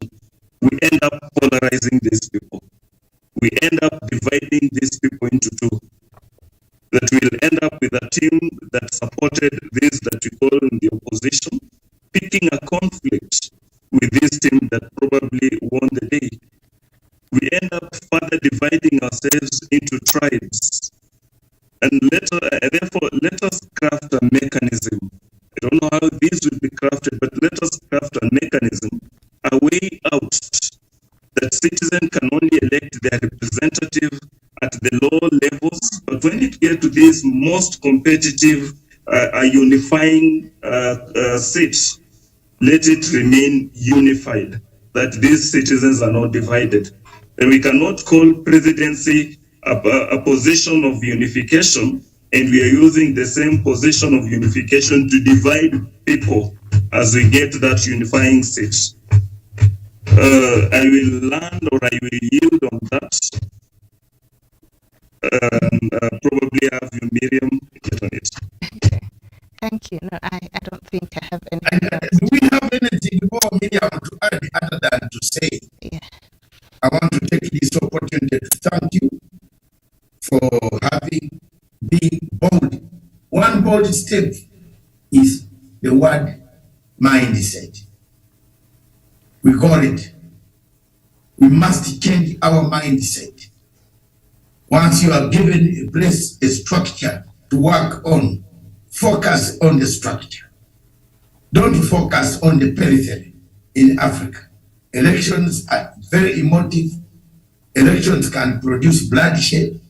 Elections can create a war. And there are countries in Africa fighting because of a war. Sudan, South Sudan, you saw. A war erupted between Riek Machar and Salva Kiir. It hasn't finished yet. And that's why they are postponing. And somebody was even telling me there are more ballot bullets than ballot papers in South Sudan. So these are some of the things that help us. In Uganda, for example, the leader of opposition, or who was a presidential candidate, still calls himself president because he was not happy with the results. How do we heal that? How do we bring that gap? How do we make a better Africa? In Gabon, for example, GNP burned down the whole Supreme Court, the whole 200 people died in cold blood as a result of the Gabon president winning the term, and he was in opposition. He was spared going to ICC because he's a French stooge. Otherwise, he would be in the ICC. The people died in cold blood. In Nigeria, for example, there is going to be an election. 92 million voters. How many will come up to vote? And how many? Why are we buying daggers? 500,000 daggers. Distribute them to the people in the south. What for? Slash what? Are we slashing a forest?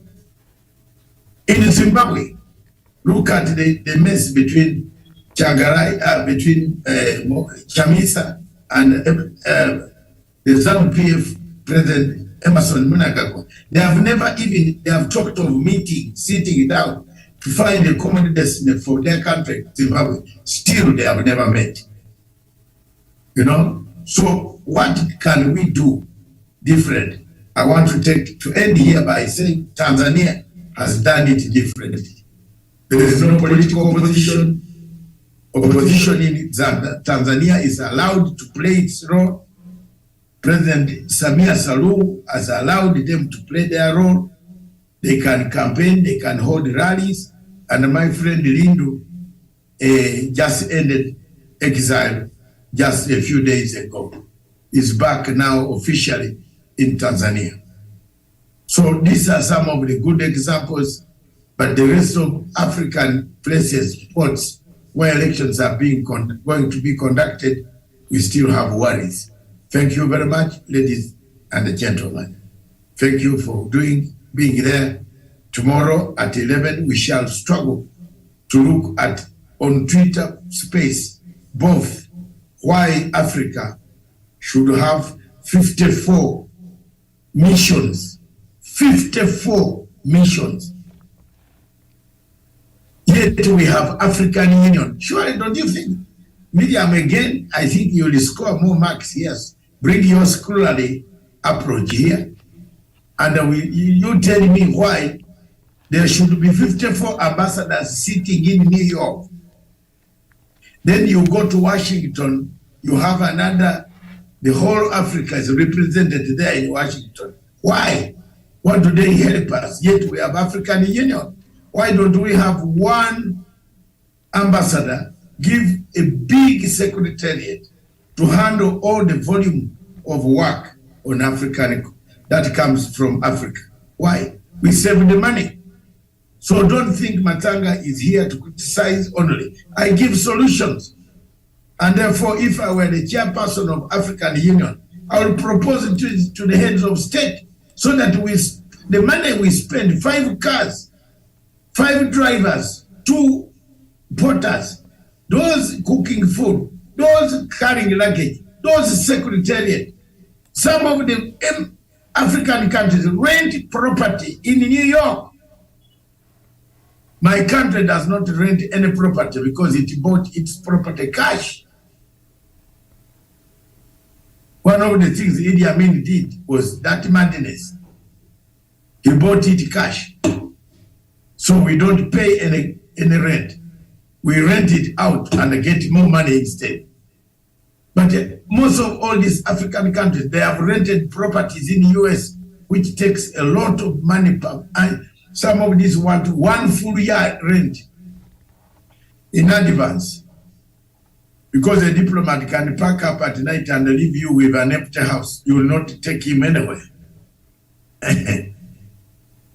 So thank you very much, ladies and gentlemen.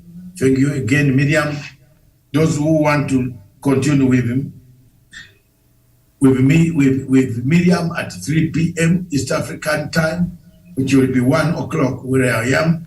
Thank you. God bless you. God bless Africa. This station, therefore, is for Africa, with Africa, by Africa. We all fight for one cause, Africa, space. Let us change Africa. Good afternoon. Rivers do not drink their own water. Trees do not eat their own fruit. The sun does not shine on itself, and flowers do not spread their fragrance for themselves. Living for others is a rule of nature.